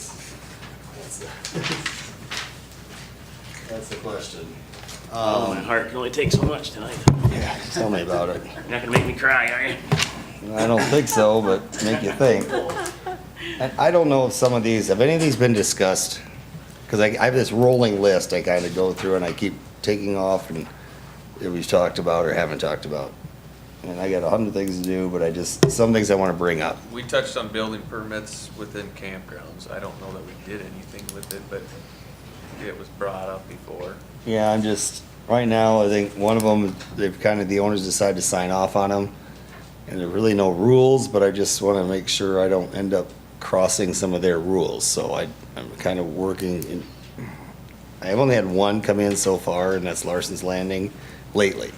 The other ones, I may just have to say, I want your owner to sign off because I don't want to be party to having them cross over someone's line and saying, well, the county said it's okay. Yeah. Well, I don't want to be party to that, you know. And I think that, if I Owner's got to remember right, sign that off. was kind of the. 1723 in applications, it says must be signed or approved in writing by the owner of record. It's pretty clear the owner's got to sign. Yeah. Nobody can do anything. I don't know what they've been doing or so forth, but I'm just gonna try to advocate that, at least have them approve it or bless it or something. Yeah, you gotta have to have a So, signature. Attached building policy, you know, there's a very clear definition out there, it's not in your book, but it will be added at some point when you do an amendment, what constitutes attached, as in a garage, you know. And generally, and I don't bring it, I think we had it at some point for discussion, there's what's called, it's a reference book I have, it's a series of 3 things. There's an encyclopedia, a dictionary, and then there's a graphics. And one very clearly is attached garage shares 40% of the wall and it's structurally integrated with that wall and that roof line and so forth. So they support each other. It's not a breezeway. It's not a plank. It's not a tent. It's not whatever else other people think of. I mean, what attached is attached. I mean, it's just like if you build a stick-built home and you have an attached garage. I've seen many variations over the years what people call attached, and I'm afraid the county is very open right now to a 100 by 300 machine shed being attached to a 900 square foot garage with a very flimsy Definition. tunnel, breezeway, canopy. So I think at some point we need to seriously consider how we're gonna, a policy statement of what is attached. I would have to think, though, that 80% of this is based on our accessory structure sizes, which we have talked about changing. In other words, isn't the reason people do this to get a larger accessory structure than they're allowed to have? Is that the reason to attach something with a breezeway or a covered walkway or? Well, I mean, there's access, yeah. Why else would you attach? In other words, in ag, you can have any size you want. If you want to attach, you attach. If you don't attach, there's no difference. The only reason it makes a difference to attach something is because it takes you out of the accessory structure and puts you into the principal structure. But it gets you saying all the rules. I mean, you throw everything out the window if it's attached. Thus the reason. Setbacks and stuff are still there, whether it's attached. Setbacks are, but it gets you into the shouse and that. And yes, some will be taking care of accessory buildings.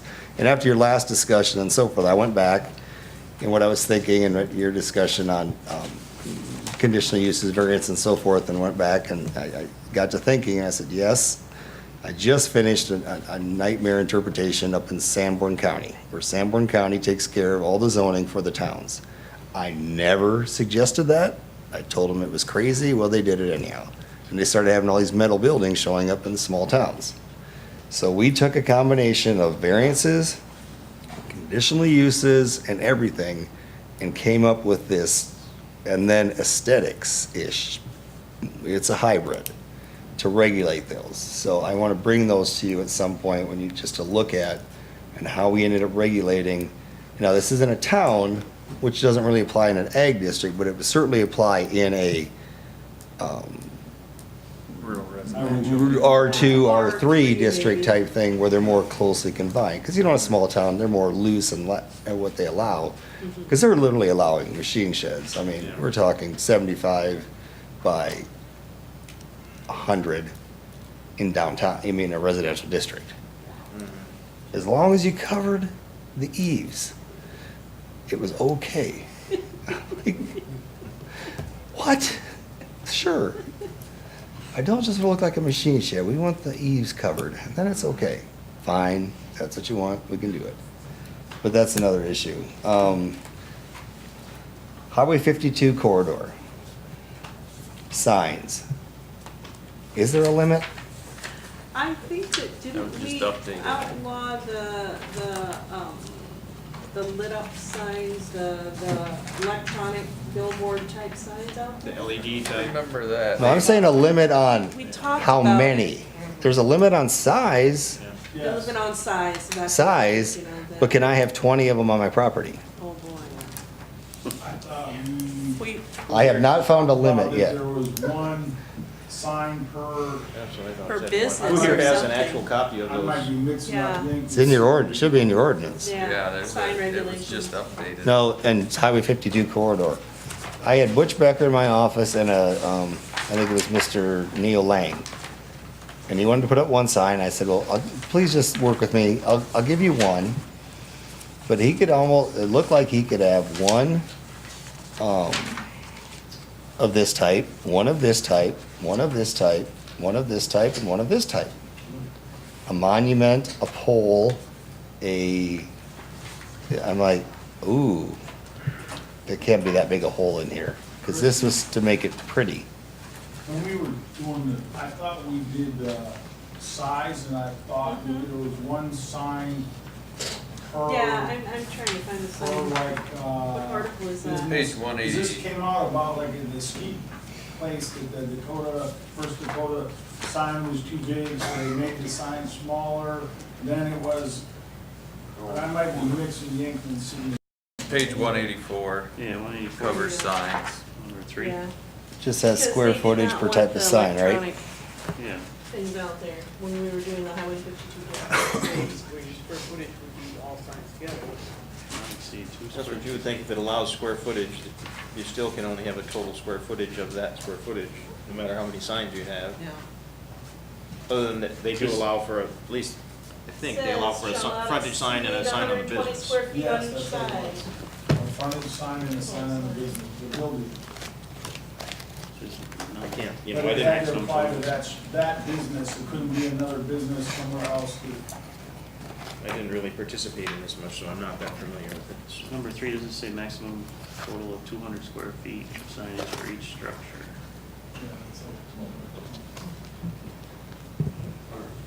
I guess I'm looking for something that says maximum signage per property, per highway frontage or something. And that's just something to discuss. I have not had a rush on signs yet, but if it comes, I mean, we have the, you know, the old Honda shop sitting there vacant. They put in multiple tenants there. You've got some other things. I mean, they have a multi-tenant sign now where they're, stacking It says it. multi-tenant business signs shall not exceed 2 square feet and 1 linear foot of street frontage with a maximum of 400 square feet on each side. But you have Mr.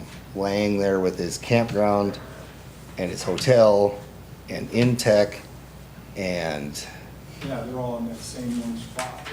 they're in the back, they're in the front, in the side, and so there's just a lot of frontage there.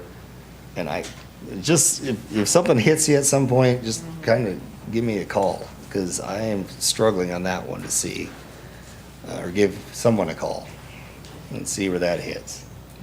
And the last one, conditional use and building permit extensions. More importantly, has the county given them? And if so, how? Because there is nothing in your ordinance that allows it to happen. Well, the expiration has been the same since temporary zoning. And it's the same in about every county. So it isn't like something has been changed or realigned or something. The question was it enforced? We've never- Well, it has been enforced We've before. never We have had done other that. ones. The Yeah. only thing that changed that I know of I've been was in it 12 years, I never- they took out the notification. Originally, the zoning administrator was supposed to send a notification to someone when their building permit, conditional use, or something expired from lack of use. Now, I don't know what a previous zoning administrator did. He may have made promises to people, he may have even actually done things for people without having it backed up in the ordinance. I have no idea what he said to people, or, I'm not gonna say that whoever comes and says, well, the zoning administrator told me that, it may be totally true, maybe that's what he told them, I have no idea. But if what he told them you can't find a way to do that in here, I don't know how you. So the one case that I can think of was out by the Jim River, the guy moved the house in, right, and it sat there forever. Then he finally got the metal siding put on it. So that one came in a couple different times. It was about his building permit had expired because there was no construction or whatever. So then he put metal siding on part of it, and then it reopened his So I don't remember the whole detail of that, but whatever that address is, that's the one that we talked about 3 different times. And that goes clear back to when I was on, that's been a long, long time. Yeah, right, going on. because it started, and he got the permit, and then it was years and years and years. Then there was some kind of action, I don't know if Pat initiated it, then he came in, They well, did. actually I did construction because I put siding on, and I think, so that's kind of like a precedent case, Yeah, but I think he Well, for a reapplied. building permit. That's He the reapplied difference. for- That's He just the reapplied for a building permit. So permit. you can always come in and get Yeah, another he building permit. reapplied. That's pretty simple to do. So. Yeah, I don't know if you did. Yeah. So technically, if it reapplied. has a variance or a conditional use attached to it, I mean, the same idea would stand, you have to come in again, just like you would come in and get a building permit, but you gotta come in and do another variance or do another You don't have to conditional notify. use. You don't have to notify and get another one because it's already been done. Right. So that's, No, you don't have to. Unless you you're don't have to changing notify you would have to us. go through the whole process. Yeah. I would think you'd have to go through the whole process. Yeah, You would. that's- You'd have to go through Notification. the whole that's- process. There isn't just an extension to allow because it was done. Just like a building permit, you'd have to go in and pay the fee and get another building permit. So that's the way, once something expires, then you have to start over again with whatever the process was for that building permit, variance, whatever it was. As we're going through this, do we want to look at an option for extension? Leave it at, Well, just the say, problem think you about it. do have is what do you do with, we've had, well, a good example is the fish farm, worm farm, greenhouse, whatever you want to all think, because we granted all kinds of stuff for that thing at that time, and none of it ever happened. You can't it's been, I don't know how many years it's been, 10? Yeah. Can you continue those things on? Yeah, like that one was never occupied for anything. No. Have, So, at has, some point, has, they has have to anything decide. come through the boards? I mean, as a formal process? I don't have time to watch all the videos and read all the minutes, but I mean, through your history and tenure as plant, some of you have been here in and off in different positions for a while. Has anything come through as a formal extension of anything through the board? Whether it be a planning commission, county commission, for the olds who've been on It that? expires, they come back and reapply. I can't even imagine a reason or a time when you would give an extension. I mean, so many things can change out there in the county, that everyone would have to be notified again. That would be key, because there's gonna be new people living out there, people are gonna move around, and then all of a sudden something gets built beside you, you were never notified. Well, that guy had an extension for 2 years, and then you didn't have to build it until, and if you didn't know anything about it, you didn't have the right to say anything. I mean, minimally, the notification would have to be redone. What is our commission use right now, is that a year? 6 months. 2 years, start in 6, finish in 2.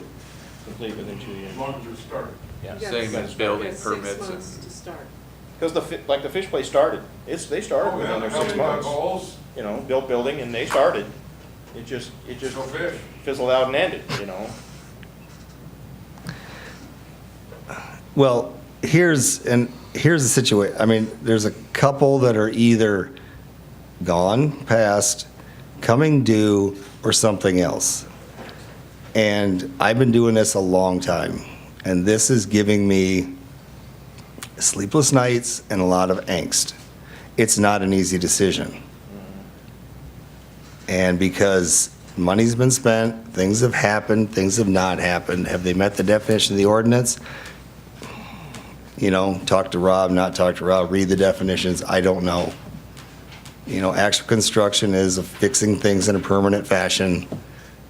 And by definition, and what I've worked with in the years, and I've written 15 ordinances, 16 ordinances, dirt work does not work, does not count. I did this once in Hanson County. It was a $15 to $20 million dairy. The market crashed. He couldn't get financing.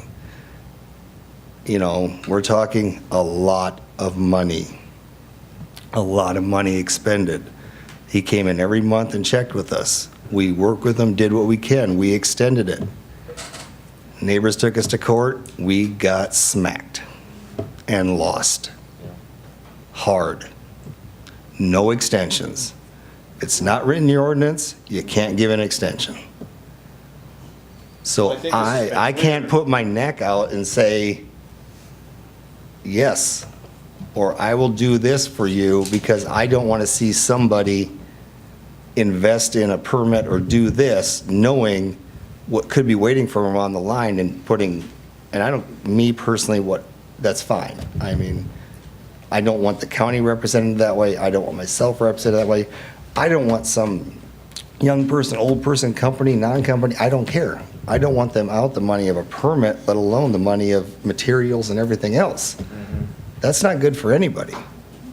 But that is my case law example is, unless your ordinance specifically allows it, you can't do it. And that's the No matter whether quandary. it's an extension we're talking about, or a variance. I know it's an or- extension. Or a use, or whatever, but I'm just saying, if the ordinance doesn't allow it, if it doesn't and there's no gray area, if it's not up for discussion, Well, my It's like thing, everything else, you this just was can't do it. specifically a conditional use extension. And I know very clearly where that stood. And I know, I can't give you the case law, but I can tell you it was it was a dairy in Hanson County, and it was, I lose track of time anymore, 10 years ago maybe, or whenever the market crashed. sure, well, yeah. That's when it happened. And I have these, and it causes me angst, and that's why I'm asking, and I've heard lots of rumors, and it goes back to what your famous line, he said, she said, who said, whatever said, we don't have any record. Now, if it's gone through the boards, then there's a record. Just tell me when, and I want to see it, and see what was referenced in the ordinance to justify it. Did the commission ever act on any of these? That's my question, yes. Well, what would the date have been, so we can go back and review those minutes? He's asking if somebody knows of one, is what he's I saying. know that, but if we don't, that's why we record and we have written It'd minutes. have to be specific. I spoke with producer last night, that his expired, and he said he heard that the board reviewed it and granted an extension. But he wasn't involved in it, he wasn't there, so I don't know why. What are we talking about? Dallas. Well, that would have been in December, that wouldn't already been. Well, I know, but the rumor floating around is that the board reviewed this and gave him an extension, and he has no knowledge of it. So I'm saying I doubt it happened without him prompting and asking, can the board review this? That video should still be, that would still be fine, 6 months? Well, it depends on when it potentially happened. He doesn't know anything about it. That's what minutes so- are for, right? I mean, it's. Right, I mean, it would have been in November, December, he got it in May. I don't remember him coming back in. No, he didn't come to us. ask for it. No, Dallas didn't come back, but I thought it was. He would have to ask for an extension. Well, it wouldn't just go in front of the board without him prompting, I would think. And if he has no knowledge of it, I don't. I mean, the only way that I could see that would happen is if the zoning administrator Right. somehow took the initiative and did something that he Right. possibly shouldn't have done. Trying to But, cover up his error. I mean, we can't be responsible for that, and whatever, I don't know a way that he can do it, so whatever he did, I don't know. But, like I say, the building permit issue is a little different, because you can just always grant another building permit if it's just the building permit. Right. And that would have been no big, but then the conditional use That's goes the away problem. too. You've expired that when you haven't taken action. Right. So, But no, that. but like a house, like Mike was talking about, if your permit expires, you just come in and get another building permit, and it costs you another $100 or whatever, Right. and, You whatever the reapply. value is, so. Because of, well, of course, the weather. Brian, on the conditional use, why is it 6 months? Because like when I built and developed in South Carolina, it was, permits were like a year.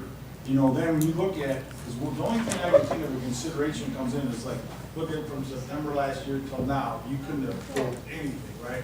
So I don't know, when we go to look at how this gets fixed, is the 180 days the right thing, or is it 1 year?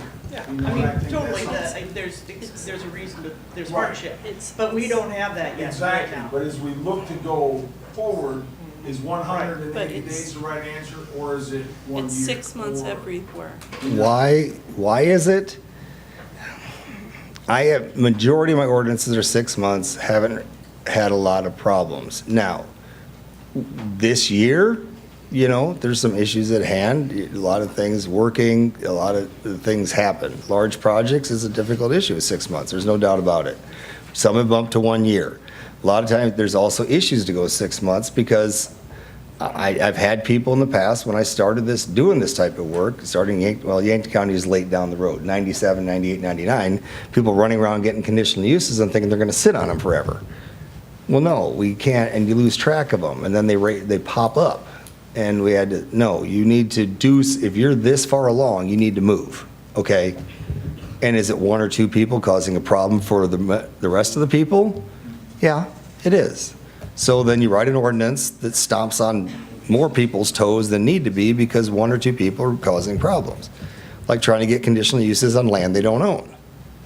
You can't do that, so I have to write an ordinance that says the owner has to sign everything. That wasn't in the original ordinance. So could we change that to 1 year? Sure. Could we up it to 3 years to finish? That's all flexible.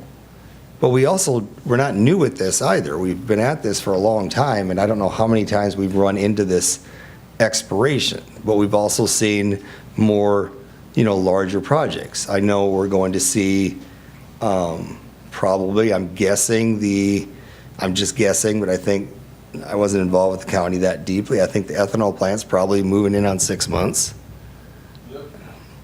That was the end of the year, was it not? Water is a huge player this year. I'll bet you the ethanol plant was about October, September? Later than that. Either way, so come in and they're going to have to probably, more than likely, they haven't started construction. So it's up to you. That's a judgment call you're going to have to make.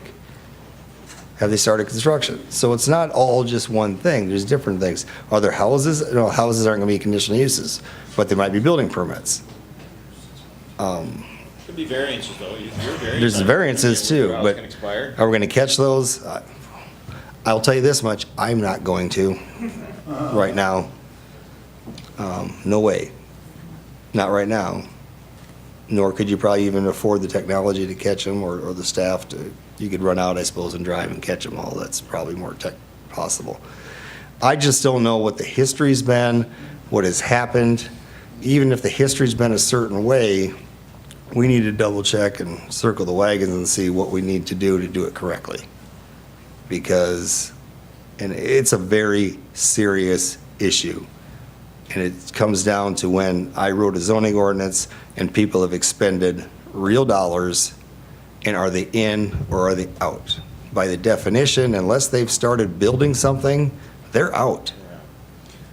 They're not quote unquote grandfathered, but yet they could be building an ethanol plant and have $500 to $1 million in bills, of engineering bills and development fees and so forth. And by the ordinance, they don't count. Well, To your recollection, the case that the zoning administrator gave an extension, or did that go to was it Hanson County, you said, did that go to the board? I was part of it. Okay. On my advice and trying to be reasonable and we learned. And with the county, we worked through the planning commission and the board of, or at least the planning commission for sure. Okay. And considering what a reasonable man would do in certain circumstances under the definition of due diligence.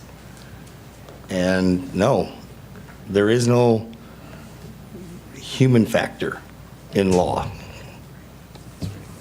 So I don't know if I need a decision, a recommendation, or where do I go for a decision, but it's something that's coming, and at one point, I'm going to end up on the wrong side of it, and I think that's a discussion we can come back to. I think we can be pretty comfortable with the fact that it's been the same For 6 months. for 20-plus years. Yeah. It's been the same. And it's kind of the All those standard expiration numbers have among been many the other same. counties have the same limit. That I'm aware of, we haven't had an issue before.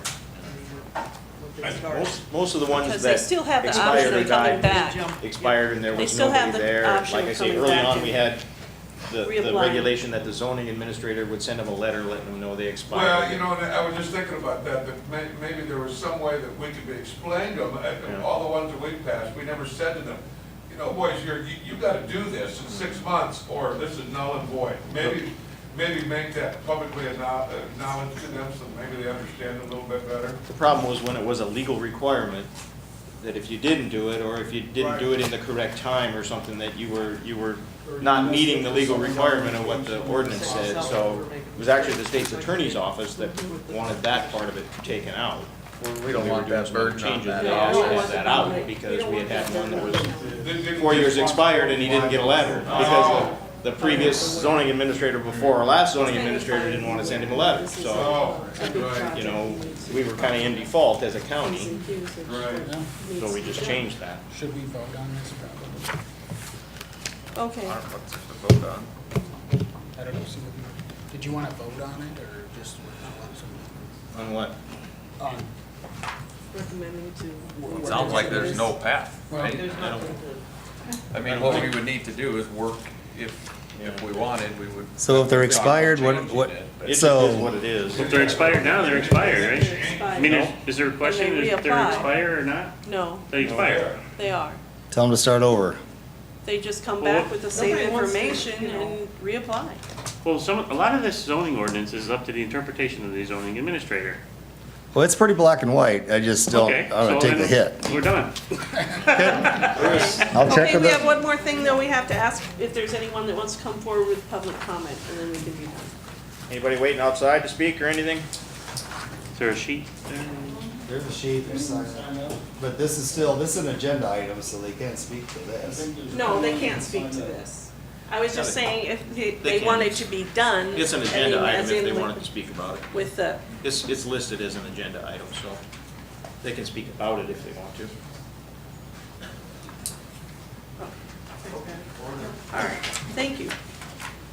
Okay, so 3 minutes. We have Grace Ann Schiefer and John Gunderson.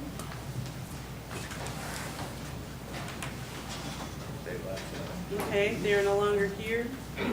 We have Michael Barkle. Gone? He was fireworks. Okay. Carl Schenk? I'll pass. Okay. Nancy Schenk? Okay, got 3 minutes. Hello, I'm Nancy Schenk. I'm from 44352 308th Street, Mission Hill. And you kind of touched on a little bit of something that I thought was very important, and it didn't quite get expounded upon enough, so I wanted just to make a brief statement. The intended purpose of zoning is to regulate the rural areas of the county. Who does this affect the most? The farming community. A farmer by nature is used to hardship. So when they face a problem, they come up with a remedy and they fix it.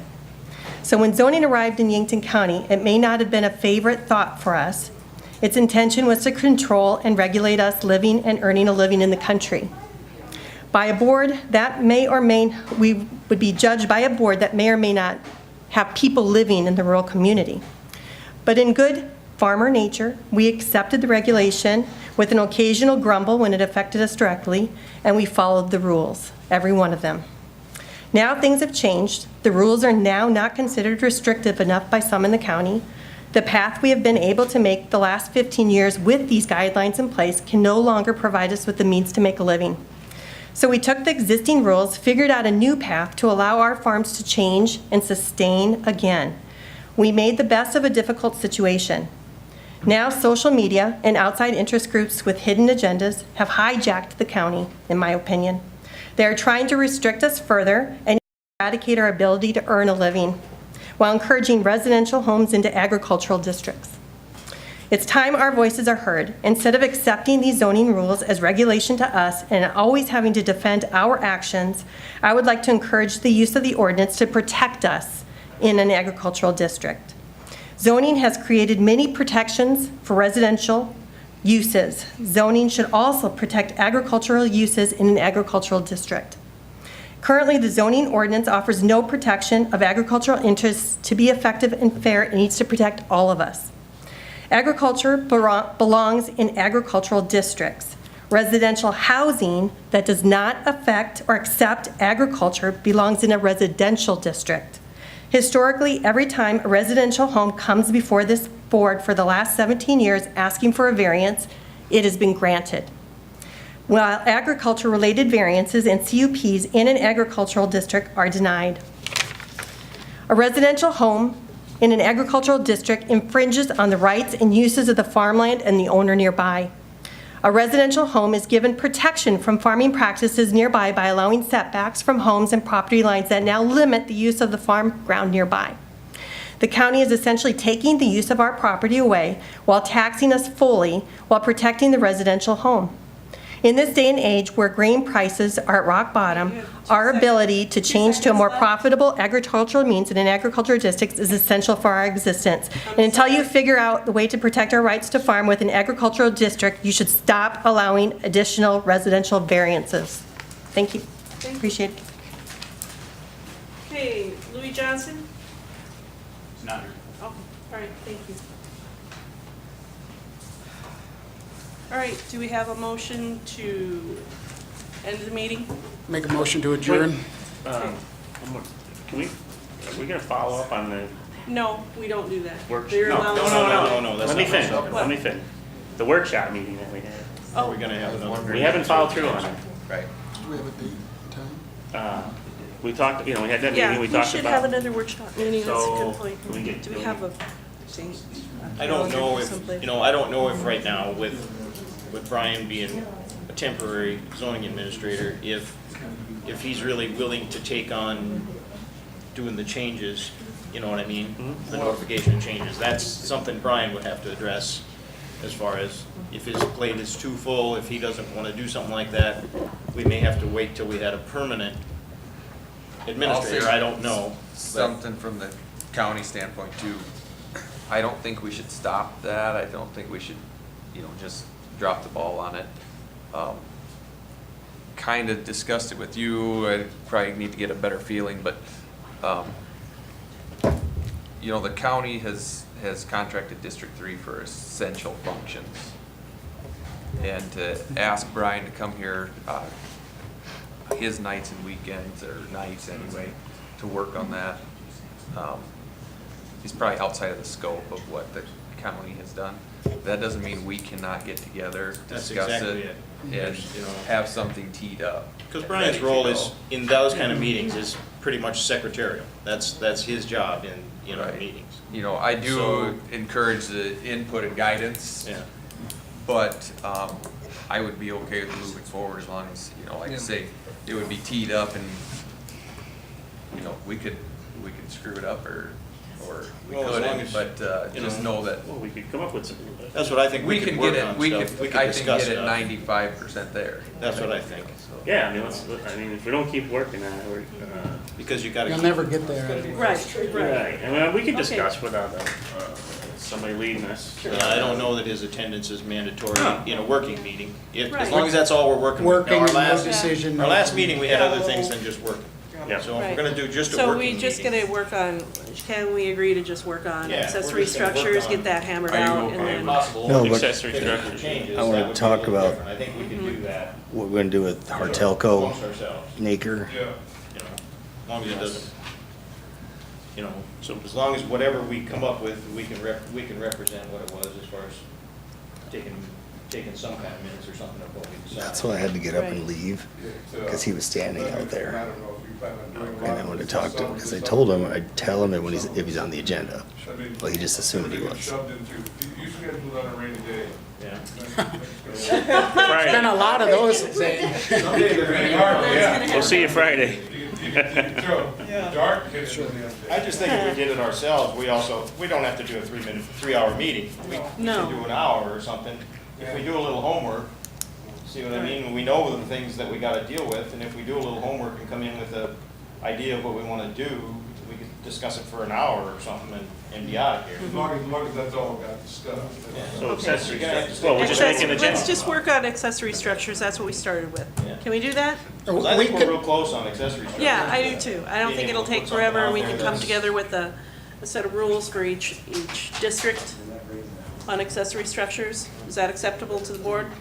I think so. All right, now let's find a date. Mr. Chairman, I'd also say, as little homework assignments for us, you don't have to be limited in that you can be going through this on your own, and if you find a paragraph that just doesn't make sense, put some notes down in there, and so when we do get to it, you'll have thought about it already. So you don't have to limit yourself to just accessory structures or Article 25 or Article 26. You're able to do some of this work on your own, so then when we get there, you'll have already read the homework.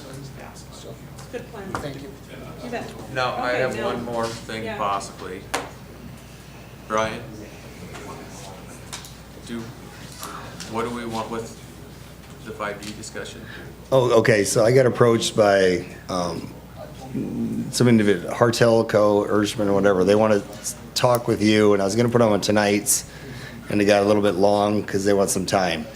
They want to talk to you about the concept of potentially just putting up blank towers in the county and explain all of, because they're in the business, Urshman builds towers, as you learned a while ago, but they want to put up towers, that's it, in the county and use them for co-location of 5G when it comes. But, they'll recruit people to put stuff, hang stuff on their towers, but they don't want to do. Like a spec building? Like a spec building, a spec tower. But I want them to be in a position, but they don't know what spacing's going to be. The big boys don't even know, the AT&Ts, Verizon, they don't even know how much, if they're going to be 30 feet apart or a mile apart or 5 miles apart. But I said it might be a good idea, just if they're willing to come and just give you an overall education, maybe. And Joe, they wanted to be on this agenda. I said, I don't think they're going to make it. It's going to be too long, probably. Joe suggested just doing have them come before a meeting to discuss this. I think it'd be very good for you to get at least an understanding of what's coming. The city was talking, they haven't got their ordinance done. Well, they're more worried about aesthetics. I don't think we can make it, a tower look any prettier in the country. But they want to be ready, so if 5G does come to the county, they have at least the towers there for people to hang stuff on, which would move us to the forefront probably. Do you have any inkling on how long they want to present, or if this is just educational, is my understanding? Educational, no decisions. They're not asking for permits, they're not asking anything. It'd be an educational opportunity, 1, to present their concept, and 2, for you to maybe learn something about this thought process of tower placement and 5G, what's coming and all that. So do we want to give them a half hour, an hour? But this would be before the meeting, so Right. what, We ain't even got 4G done yet. and this is, Are there competitors that say equal time? well, I don't know how many tower builders there are that want to build towers. Well, for request for proposal, I'll bet you get some. So I'm just asking the what-if question, because are you gonna give one person the opportunity that they establish the footprint? When we build wind farms, they come in and they negotiate with the private owners, then they come in and then they ask for a conditional use for that specific point. Just something to think about, that everyone is, again, treated the same. Well, they could do maybe a half-hour presentation, and we could have them come at 6:30, and the meeting starts at 7, the regular meeting starts at 7. I could ask And them. that way, if anybody else I wants just- to do it, they can just get themselves on the agenda half hour before. and You wanna- just- Well, I'm not gonna go out and do an RFP and recruit people to come here. I mean, they just happen to, they're local, they walked in the office and said, this is what we'd like to do. I seized on it as learning opportunity for all of you to get some I free think it's, and ask questions. So I guess I will ask them what they think it'll take. I'll factor in some questions and I'll schedule it. How about Sounds that? great. So, And then just notify us, okay, the meeting's now gonna so start at if 6:30. that's what you'd like to do as far as beforehand and. Is that acceptable in to the everyone past, here? it's just been a work, when we've had presentations, it's been right before the, Right, before. right, so. Because I talked to another individual, and they're trying to do the same thing in Nebraska, put up 60-foot towers, and he's running into a buzzsaw with the taxation portion of it, not necessarily the placement of them, but how to keep the DOEs happy down there, so it's interesting, but I'll get that scheduled then. Okay. So we won't do it as part of, I just want to, you'll do your work session, that's separate, we'll do this before your next regular meeting. Yeah, that sounds good. And Okay. that way, if people want to come early and they want to see it, because it'll be noticed, right? This is going to be as a part of the re-agenda? How would we do that? Well, you're all here, so it's a public meeting. Okay, yeah, that's true. It's not a public hearing, they don't have the right to speak or talk, but they can come and listen, Okay, sounds good. because you're here as a quorum, so it's a public meeting. Did we set a date for the next meeting?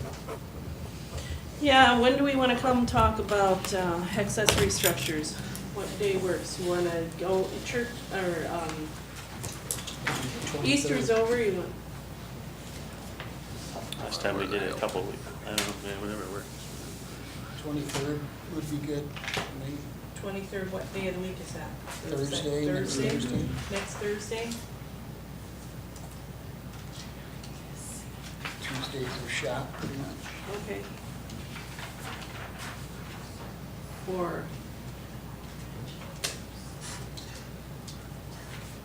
If somebody's got another day that works better. 23rd's fine, yeah. Does a Wednesday work for anybody if Easter's over? and you don't have church? It's fine for me too. But I can do Wednesday night evening as well. That's, Can we try Wednesday?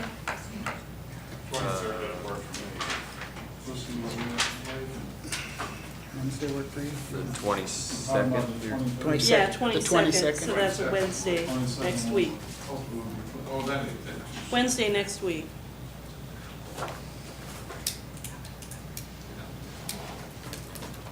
Yep. Do you want to go 6? What time do you want to come? 6:30, what do you want? 6:30 works What for did we do me. last time? 6:30 easier? I think that's what we Set did it for last time. 2 hours and hopefully we're out of here sooner, but Yeah. let's not be here till 10. Right, That's a exactly. good idea, I like that idea. Yeah, I'm totally up for that. All right, so 6:30 next Wednesday, folks. And we're gonna talk about accessory structures. Accessory structures. So we're gonna try and get that in a form. In a that- form that we can present. We can have a public meeting and Right. if we can agree on something, we could have it in a form that we could have a public meeting and show Right. the new accessory structures to the public and then move forward with it. Yes. Good. Great. All right.